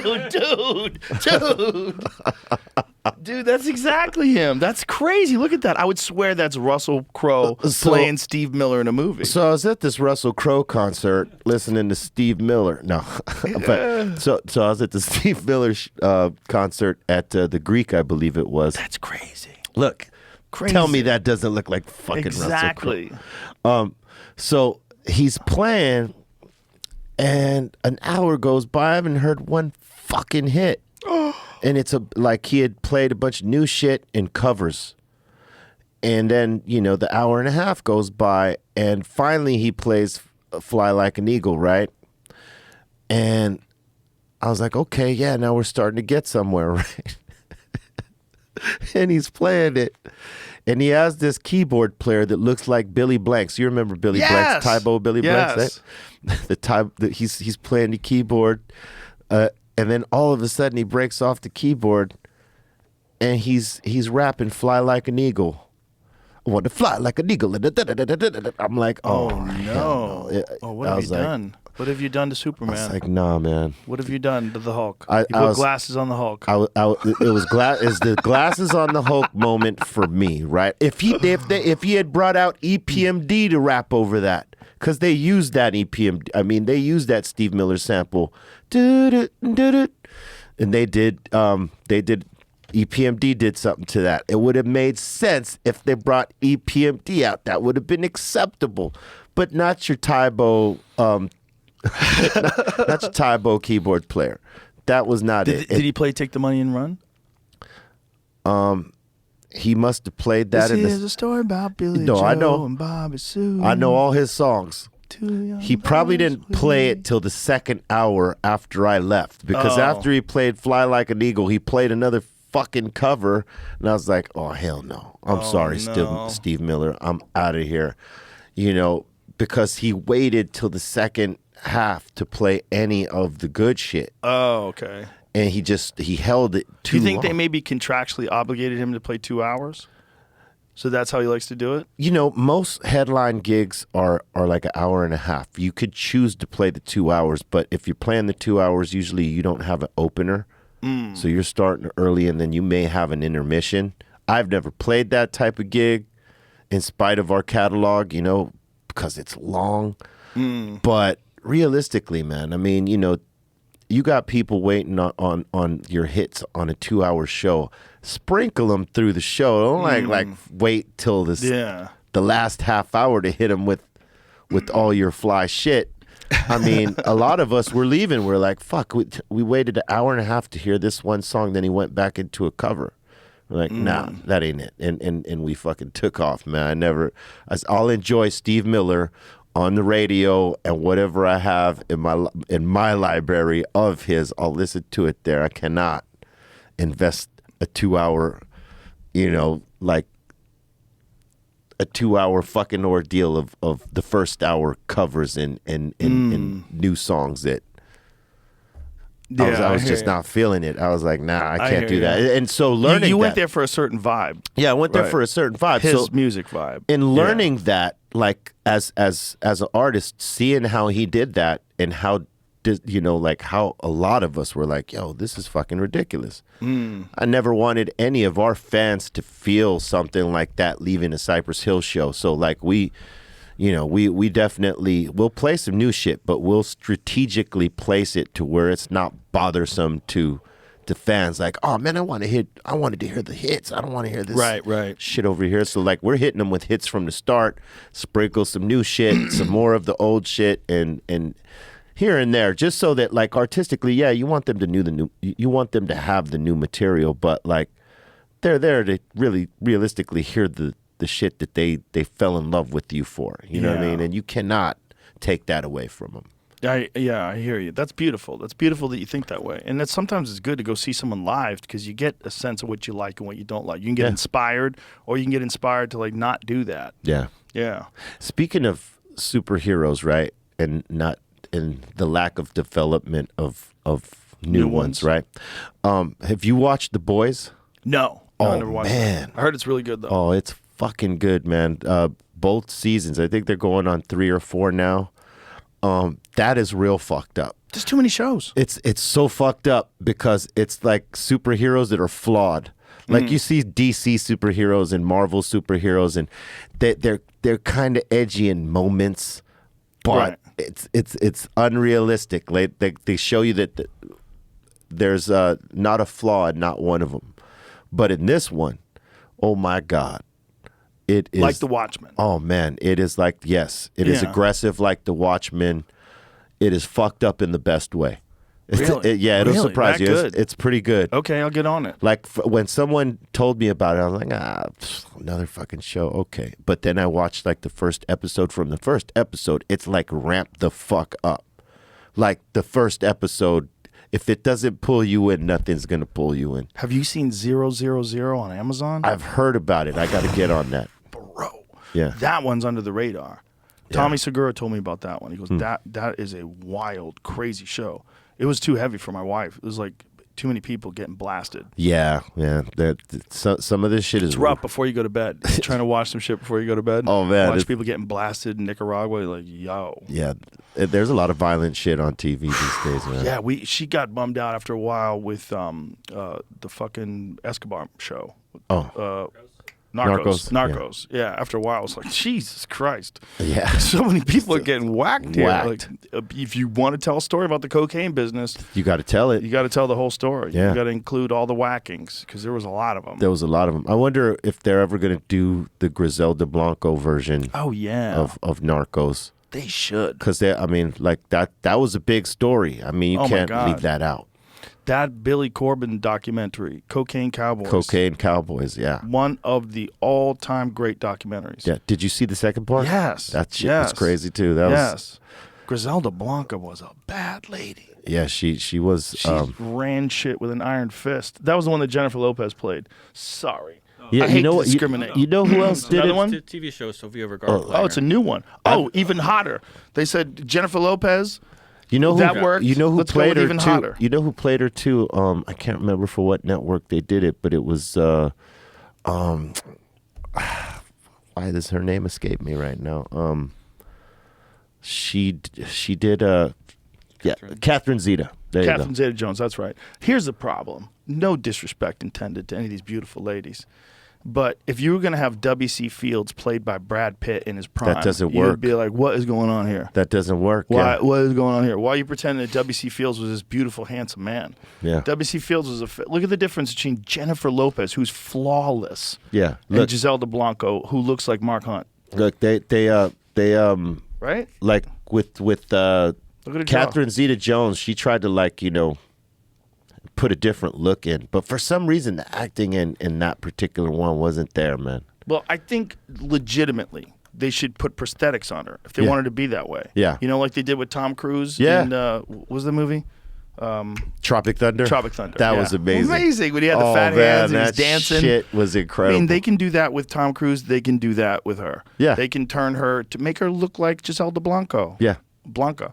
That was what she looked like. Yeah. You know, and that was part of the story. Part of the story was this lady was just like dominating shit. And Yeah. look at Tom Cruise. Oh, man. His fat hands. But that was part of the story, was that this lady couldn't be crossed, but that she was seduced by this guy who was, remember, she had this boyfriend, and the boyfriend was banging other chicks, and she found out, and things got ugly. Yeah. Yeah. And she went to jail, and she was writing him in jail, and, you know, that was a big, Yeah, that was that- a big part of the story, man. Yeah, the dude from Oakland. Yeah. The kid from Oakland. So a big part of her story was that she wasn't attractive. And that was a big part of what she looked like, was a big part of the whole thing. And she Yeah. was a scary lady. Yeah. She wasn't this bombshell, hot 10, Sofia Vergara. Yeah, that's That's the crazy. That's the Hollywood casting But right you there. can't do that. You can't. No. It's not. That's her. That's her with her If boyfriend. you're gonna tell it, you got to tell it right. Yeah, you got to tell it right. You're supposed to tell the real story. Yeah. You know, you can get if you don't want to hire someone who looks like her, hire someone and put him in a suit that makes him look like her. Yeah. You should. Yeah. Otherwise you're just lying. Like, Yeah. why? Like, if people could just Google and see the real lady, like, why are you doing that? Yeah. Like, why are they're we pretending she trying looked? to polish it up? It's kind of because they don't even like when Robert De Niro. She's hot when she was younger, though. Woof. Yeah. Is that her when she was younger? I believe What? so. Yeah. Yeah, that Oh was her my when she was young. god. Oh my Drugs- god, she was hot as fuck. Drug game takes a toll. That's crazy. I mean, it doesn't even look like the same human being. It doesn't look like she could turn into looking like that. You know what I'm saying? Like the bone structure. Dude, she was gorgeous. They That's look a little crazy. different there, but Yeah, but it just might be shitty photography. Dude, she was gorgeous. That's nuts. Yeah, maybe that's Okay, that maybe well, they're that's having Okay. them like portray her as she a was when young- she was young. Then but start when she, adding the fat suit. yeah, Yeah. You got to add that later. Yeah, put that later, which makes it even more Which compelling, which right? was the problem with the Catherine Zeta-Jones ones. They didn't do Right. that. Right. They made her look weathered, but they didn't like. Yeah, but Catherine Zeta-Jones' weather is still hot as fuck. Right, Dude. It's right. still Catherine Zeta-Jones. Yeah, Wow. Cocaine Godmother on Prime Video. yeah, But the real lady herself was like, wow, what a yeah. crazy She was story. no joke. And when you, like, in the interview, the hitmen, and the hitmen were telling him what Griselda was telling him to do, it's like, yikes. Yeah, man. You didn't want to be on the bad side. Ooh, yikes. Didn't want to be on the bad side Yikes. or owe money. Yeah. Don't do that. And again, all that comes from illegality. All Yeah. that comes from it being illegal and only criminals selling it. Yeah. And that's what, I mean, that fucking made Miami, bro. Yeah. When you think about it, like the amount so of many money. so many new businesses popped up in that time because, people had money to spend. How many banks? Yeah. I mean, how much Real estate money companies. were they moving around? How many banks got in on that Coke money? And how many banks were like, nope, we don't want your dirty money. We want only established cash from established businesses. Like, how many banks didn't know that they're handling cocaine money in Miami in the 80s? Probably the majority of them. Didn't know it? Yeah. You think so? At first, they probably didn't at know, first. and At then first. they realized it. They did nothing to change it. I think it's probably the obligation for the corporation to continue this business while profitable and shaky. Yeah. And possibly illegal. Yeah. Is it illegal for them though? If they don't, do they have to investigate where the money comes from to put it in the bank? I think they just have to report that it entered the bank. I don't know if they have to see where it came from. I think that's the IRS's job to do that. Bro, but dudes were burying trash bags filled with $100 bills. Yeah. Just put them in their yard somewhere. And that was the dumbest shit because they weren't even stashing the money properly. A lot of that money went rotten. all of it. I mean, if you're high on coke and you're digging holes in your backyard, you're not going to remember where those holes are. You better be planting little flags, little pinpoints. They had no GPS back then. You couldn't drop a pin. Oh, man. Yeah, good luck finding that. You like one of these guys that are the bosses, they're all coked up and enraged. They don't remember where they put it. They told you the wrong spot. How many people are going to go on treasure hunts in people's backyards if they find out that they were a coke dealer in Miami? Yeah. Like it's almost worth it. Right? If you buy a dude, he's a coke guy, goes to jail in the 1980s and he builds his fucking mansion. The mansion's still there. You would buy it and go, okay, has anybody ever done any renovations in the backyard? Has anybody Have you ever done any dug irrigation? shit up here? You ever done any irrigation back here? No, okay, thank you. Yeah, we'll take this. Yeah, we'll take this. It might be a fucking $1 billion in $100 bills. Exactly. And you better be there when they fucking peel that shit up because better those be there. construction companies are going to be like, we didn't find anything, sir. You got to be there every day. You got to be there every day like a hawk. Yeah.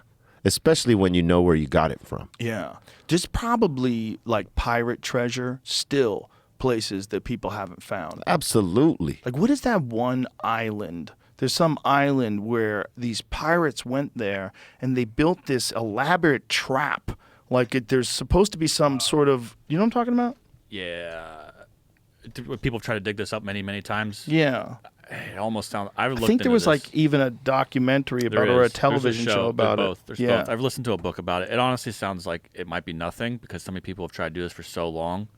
But there is a structure, right? There's some kind of a thing that was built. But it keeps getting filled in with water or something every time they get down to it. That's So they figured out a way to put this stuff down in a way that you could get to it, but it would be very, very difficult. But I think then climate change happened. Yeah. And, you know, the shoreline probably changed a little bit. The Curse of Oak Island. The Curse of Oak Island. Yeah. They got a TV show on this. Yeah, that's what it's. Yeah. See, so they're trying to dig it? Yeah. This is season 7 of it, so they obviously haven't found it yet. And they still can't find it. So they have these giant excavator crews. How do you get 7 seasons out of finding nothing? That's like, if Geraldo had that secret, he would have ran that Al Capone shit all the way. It's like, we're still looking for his shit. Like Finding Bigfoot. Those motherfuckers are still looking. They're still looking. How many seasons? I haven't seen this. This is describing exactly what you guys were just saying. The Legend of Cocaine Island. Oh, is it really? This guy went on a path to find buried $2 million worth of buried cocaine or something. Oh, wow. Well, yeah, because when Family man. your neighbor is the fucking cocaine kingpin and he's gone to jail and he ain't getting out. Yeah, but what do you do if you find it? It's still illegal. If you find $2 million worth of cocaine and you're just a regular guy, now you're a cocaine distributor? People find it in the water, I've heard of. Yeah, I have heard of that. You know? But you usually turn it in, and the government gives you ungats. They give you shit. They fucking dose it out to their friends. They're having a party. All the cops are doing lines off your coke. Yep. You don't get nothing. You don't get nothing. Shit. How much coke gets stolen from evidence rooms? If you had to guess, it's not zero, right? It's not zero coke has ever been stolen from evidence rooms. Coke has definitely been stolen from evidence rooms. I'm not accusing any cops of stealing coke, but I'm saying it has to happen. It had to have happened in human history. It has to. Like, there's no way that it didn't. Yeah. Because there's cops out there that definitely got drug problems. Well, they say DEA agents. You know, if you're one of them other undercover dudes and you got to show you're legit, so you got to go and do those drugs are the guys with these most guys. at risk. Yep. Imagine you're a DEA agent and then all of a sudden you're a meth head. And you're like, oh, shit, I'm a meth head. Yeah. I had to prove I was real, so I had to do meth with these guys. And now they're stealing shit from the evidence room. Yeah, now you're sneaking around. That's what happened to this guy. He got the Cocaine Island guy, he got charged with intent to distribute 70 pounds of gold. Yeah. So he found it. I don't know if he found it. I'm trying to read through this. Well, real if quick. they're saying he's got 70 pounds of buried white gold. Look at this, though. Hold on a second. It says he was charged with intent to distribute cocaine after embarking on a treasure hunt to uncover 70 pounds of buried white gold in Puerto Rico. But does that mean he found it, or he was charged because he was trying to find it? Arrested after he attempted to recover and sell the cocaine that had been buried on the island. So did he recover it, though? We'll have to watch the movie and find out, I guess. Oh, Yeah, we these gotta sons watch of the a bitch. It's a movie. cliffhanger. They gave us a cliffhanger, these fucks. How about Cocaine Bear? No, I haven't seen that, but that's hilarious. That's a true story. I heard that's a true story. Yeah, bears will eat anything, man. The fact that the bear ate the coke. I wonder what it smelled like to him. Wonder why he ate it. Did the bear die from a heart attack? I think that was the rumor. I mean, it probably overdosed. Yeah, like I mean, if you're eating coke and you're a bear, bears eat a lot. Like, how much coke is that? what did that taste? I bet the bear's mouth got numb as fuck. Yeah. bro. And I bet the whole snout. I bet they enjoy the experience. I bet it feels good. I bet once you start getting high from that coke, you're like, oh, this is great. And then you're a bear, you're a glutton, so you're just diving in there, eating the whole bag. How did the bear die? I'm looking right now. It happened in 1985. 85. More recent. The story. things The that story happened was. in '85. You're like, man, did that really happen? The story is crazy. 75 A plane dumped the cocaine Yeah. out. Bro, 75 pounds. They found the dead bear. Wow. Yeah, he had to have. He absorbed only 3 to 4 grams. Well, that's a lot. Yeah. What do they think killed him? Oh, okay. His stomach was literally packed to the brim with cocaine. Yeah, he ate more than 3 to Wow. 4 grams. That seems like more than 3 to 4 grams. Only absorbed that much. Oh, he had only absorbed that. So the rest Into of it his was in pussy. his stomach. Oh. So he literally ate until his stomach was packed like a big Coke rock. Ugh. Oh man. Because that shit is probably hard as fuck. Coke He bear. probably packed it in there. In Yeah. his guts. If his stomach was packed to the brim with cocaine, oh my God. That's amazing. Wow. That's amazing. What was it like for that bear? Just lying there while your heart is literally cracking your ribs. Ba-bang, ba-bang, ba-bang, ba-bang. What the fuck have I done? That bear could not understand what the fuck was happening to him at all. You got a literal rock of paste in your stomach. And your heart is going. Yeah. Yeah, imagine the heartbeat. Fuck. What a fucked up last day for a bear. Yeah. Oh. And then there was a movie that was supposed to be funny. I heard it was funny. Did you see it, Jamie? No, I haven't seen it yet. I don't Yeah, I know. guess. I'll watch it someday. I thought It's a about great watching idea. it. I'm going to wait, It's a great idea. but it is. When I heard it, I was like, nah, that can't be a movie. So this is my question that I forgot earlier does PCP make you aggressive? Like, because ketamine doesn't make you aggressive, right? It calms you down. So why do we always associate PCP with people being wild? I think that they have to be like sort of, it's like provocation. I think they're mellow until, Provoked? yeah. I don't want to try it, but Like I wouldn't want to be approaching anybody on PCP. no. Like and telling them, hey, you need to. It's like, nah.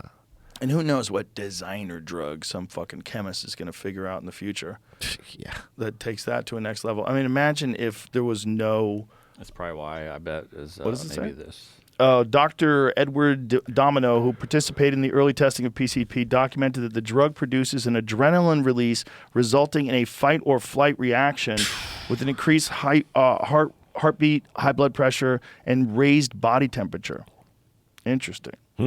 He said that the effects of the drug can vary greatly. It can act as a depressant, stimulant, or hallucinogen, depending upon the dosage, type of administration, and circumstances of use.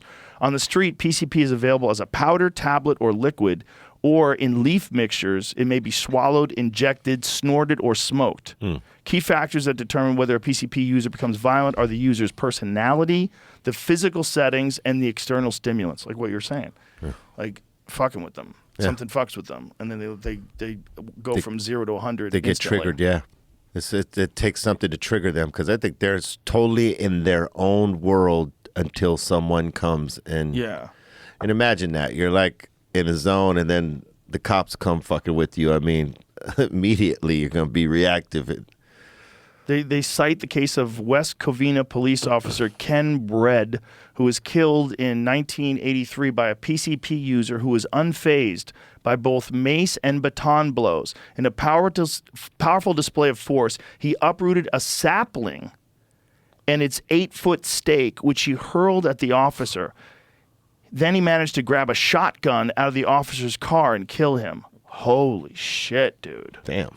He pulled a tree out of the ground and threw it at the guy. That's brute fucking Hulk strength. smash. That's Hulk smash strength. Like, are right we there. sure it doesn't make you stronger? Imagine if we had like MMA, but you could take PCP. You could take whatever drug you want. I wonder if anybody's done weightlifting PRs on it. I wonder. It's a good question. About to check. Because dudes do weird shit before they do PRs. They drink. Sometimes guys do shots of whiskey and then Yeah. they do deadlifts. Just something to give them a whoa, a fucking whoa. Give him that little boost. Yeah, I couldn't believe that when I heard that some people like to do that. I don't think like That I never heard that. You never heard that? Yeah. A shot before they do. Yeah. Before they power lift, huh? could be just crazy people. We should find that out too. I would imagine though, like you feel looser. Yeah. Like some DJs before they go DJ clubs, they'll have a shot and it makes them loose and they feel like they rock the part. They got like the vibe of the party locked in. Yeah. A shot is a nice way to get the party started. Just like, whoa. Just Yeah. gets in there quick. The Whoa. little jolt, Just a boom, little whoa. warms the belly. Yeah, it sounds like people have definitely tried this. I'm reading a story right now. The one thing that says it's the most popular post off of a bodybuilding message board, the thread on PCP and bodybuilding and powerlifting. Oh, wow. It says a 6'5", 325 powerlifter came in high on PCP, 7% body fat. I'm going on to see that there were 11 people piled in the back of an ambulance to try to keep him restrained. Yeah. Jesus Christ, dude. Yeah, imagine. They had to knock him down with sedatives. Oh, my God. Had to hit him with a dart Oh, gun. my God. Powerlifting on PCP and just fucking roid raging around the building. Oh man. Probably PCP and steroids, too, if he's that big. Yeah. You got to imagine. If you're So he's willing on. to try that. Oh, my God. He's on the double dose. He's on the double whammy. That's like he really thought that out. Like, okay, I know I'm stronger when I smoke this PCP. I'm gonna go really get my workout on right now. Or maybe that was his first time. He just, sorry, guys. I didn't know. I took a chance. I fucked up. I was on PCP. Lost my mind. I really apologize to everyone. Let's hope. Doing deadlifts. What about shots? Do people do that, Well, right? I'm looking up deeper discussions on it. It says there's no evidence that it increases strength, but because it's a disassociative, do you think that maybe you can't feel the pain? Yeah, So probably. you just go through it and Yeah. try Could shit you be. can't do. Yeah, there's a self-preservation part of lifting, right? Like if a lift feels too heavy, you put it down. Maybe if you're on PCP, just fuck it. Yeah. Let's go. I mean, Well, hey, a look, lot of science on there's this. parts of the mind that we can't tap into in a sober state that give us different abilities, right? Including strength, tapping into something different. We're blocked from it. yeah, I think so. And I think some of these things like PCP and others sort of maybe could unlock some of that. Well, people definitely move better when they're on adrenaline. Like Yeah. adrenaline makes people very explosive, right? It's supposed to be there to get you to run away from something, Yeah. right? To get the fuck away or fight or flight, Yeah. right? Either you're gonna fight, you got all this burst of energy out of nowhere. It's a wild drug though because, like, you ideally would want to be in shape and have very little adrenaline because adrenaline jacks up your heart rate unnecessarily sometimes. Yeah. And so if you're really juiced up with adrenaline, your heart's at 170 beats per minute. If you start engaging in physical activity when you're already kind of gassing because your heart rate's already jacked, you're going to get tired quick. Yeah. That happens to a lot of fighters. First time in the UFC. Yeah. First time in the UFC is wild. They 'cause ase out in that first round because of that. Sometimes. Not so much anymore. Guys are much better at that now. It very rarely happens now. Okay? By the time dudes get to the UFC now, the quality and the level of Yeah. fighter is very high. Yeah. And you're getting guys that are already very experienced, and they know how to do it. They don't just go full blast. Not all of them. I mean, it's rare. Occasionally it happens. But when you go through those smaller shows like the LFAs and these other small promotions and you finally get that call, the moment they close that cage, you realize, oh my God, I'm on fucking pay-per-view. Yeah. There's Daniel Cormier. There's John Anik. Holy shit. Yeah. Holy shit. It's you got to maintain composure Mm-hmm. and you're calm in there. And sometimes when you're new to it and you're excited and the adrenaline rises, man, it's hard to stay composed. I mean, that happens with young rappers out there, right? first show in front of like 10, 20,000 people. They've, let's say, rehearsed for weeks, a month, and they got the song down and their breath control is there and they sound great. But the minute they get on that stage and they see the enormity of it, it changes. The inexperience makes them forget everything they learned, and all of a sudden they're breathing heavy. They're trying to keep up with the song. They don't sound like the tone that's on the actual record, and it's all that nervous energy because of the inexperience. And you know, I would imagine with an MMA fight, going through that, man, that's got to be the toughest, because like you trained, you put the work in, and yet you're gassing out. But you see guys overcome that. They have like a bad first experience and they come back and they're, I get it now. Yeah. And then you'll see them like emerge and get much better. That does happen a lot. Yeah, you see a lot of that now. Yeah. Where a guy's getting like, you know, you're thinking, oh man, he's about to get finished, and all of a sudden just changes it all around. I love the fact that you took voice lessons. Yeah. Like you were like, I'm going to treat this like I'm going to figure out a way to do this the best way. Right. Like instead of just like doing my thing and waiting, I'm going to like seek out experts in vocalizations and help me out. Yeah. So smart.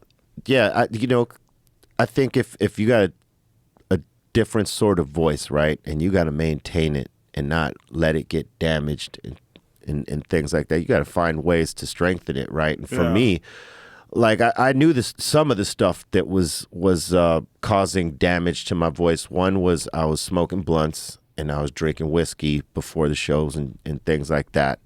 And then carbonated shit like sodas and stuff like that. That whole combination had my shit raspy. And then, you know, the excitement, the adrenaline, carrying that over, not necessarily controlling that to be able to sound right. And, you know, so it was a combination of all that. And then someone referred me to the lady, I think her name was Elizabeth Sabine.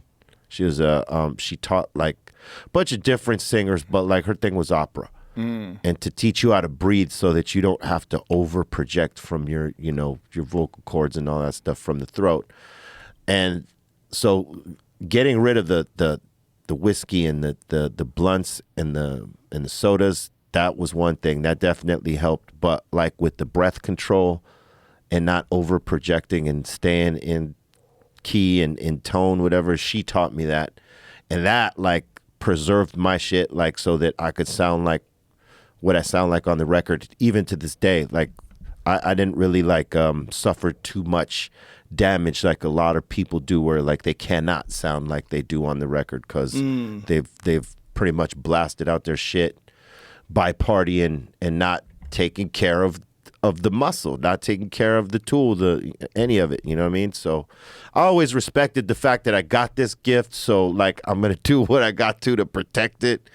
And that was one thing, man. I was going hoarse every other show, like, and not sounding the way that I should on records. And when I would hear the playback to that, I'd be like, oh my fucking God, what is this?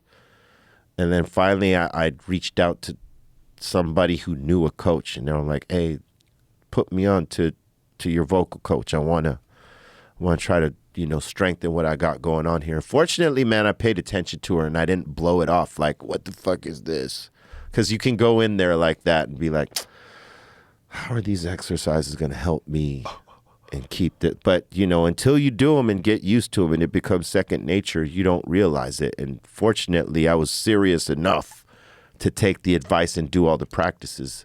And it preserved my voice, man. I was lucky enough to get that when I did.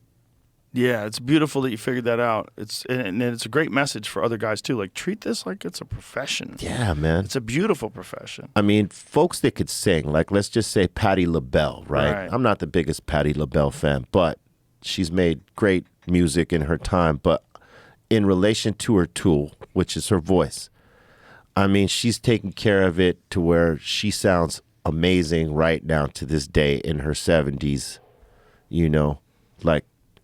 Yeah. And not everybody her age that possesses that talent and has a voice still have a strong voice because they didn't take care of it like she did. You know what I mean? And that goes a long way, man. If you want to have longevity in this game and you want to sound good, man, you take care of the tools. On the flip side, I like the way Johnny Cash sounded in his last days. Like Yeah, when he did sounded Hurt. good. I love the Yeah. hearing the life in his Yeah. voice. I love hearing the living Yeah. in his voice. Like that guy lived a hard fucking life. He sure did. And Johnny Cash lived a hard life. and it was a dope record. Yeah. Oh for my sure. God. That album was dope. It's just hearing that voice at the end of his life and knowing that he doesn't have much time left and knowing that he knows he doesn't have much time left. Yeah. And he's singing that. Can you play some of that? Play Johnny Cash Hurt. Yeah, And when he it's did a all that. cover, a Nine Inch Nails cover. There's Yeah, so many layers to it. killed There's so that. many layers to it. And it's like when you see what he looked like back then, man. I mean, he was an older dude, man. Yeah. An older dude who was one of the highwaymen, you know? Yeah. I mean, Folsom Prison Blues, one of the original. I hurt myself today to see if I still feel. I focus on the pain, the only thing that's real. Man in Black. Dude. The needle tears a hole,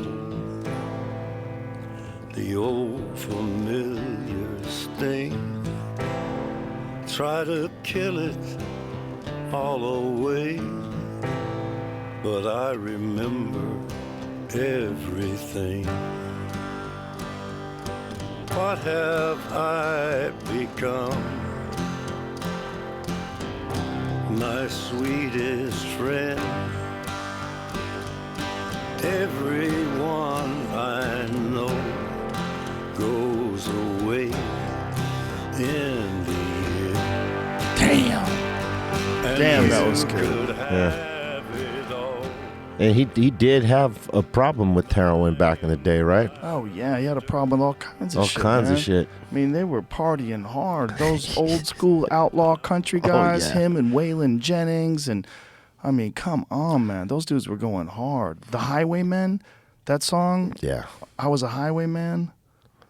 Across the Gulf Coast, I did ride. Yeah. Talk about dying and being reincarnated over and over again. That's an amazing song. Yeah, man. Yeah, he lived a life, that's for sure. And when he comes on that song, I rode a starship across the Great Divide.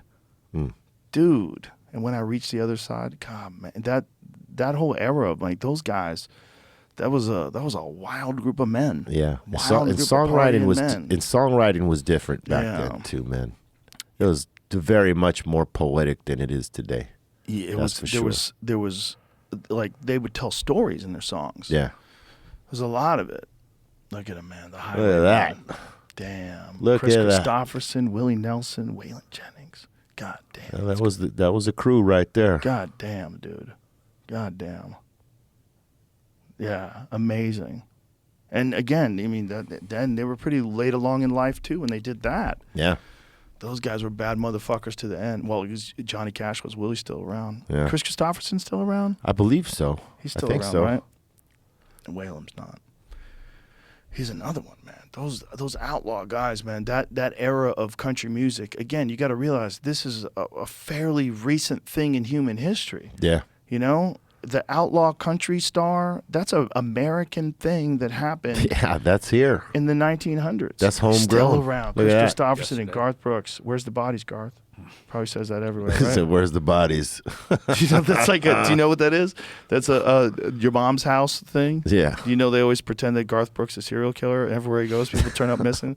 So all the fans, like, they all go into his comments and like, where are the bodies, Garth? Come clean, Garth. I'll still be your friend. Teacup for his birthday. Yeah, a teacup, the Hitler teacup. Oh my God. Oh man. Be real. It's always good seeing you, my brother. Hey, thank you very much for coming in here. Thanks for having Always me, man. fun to hang with you. Let's do it more often, man. Hell yeah. And tell everybody where they can absorb all of your work.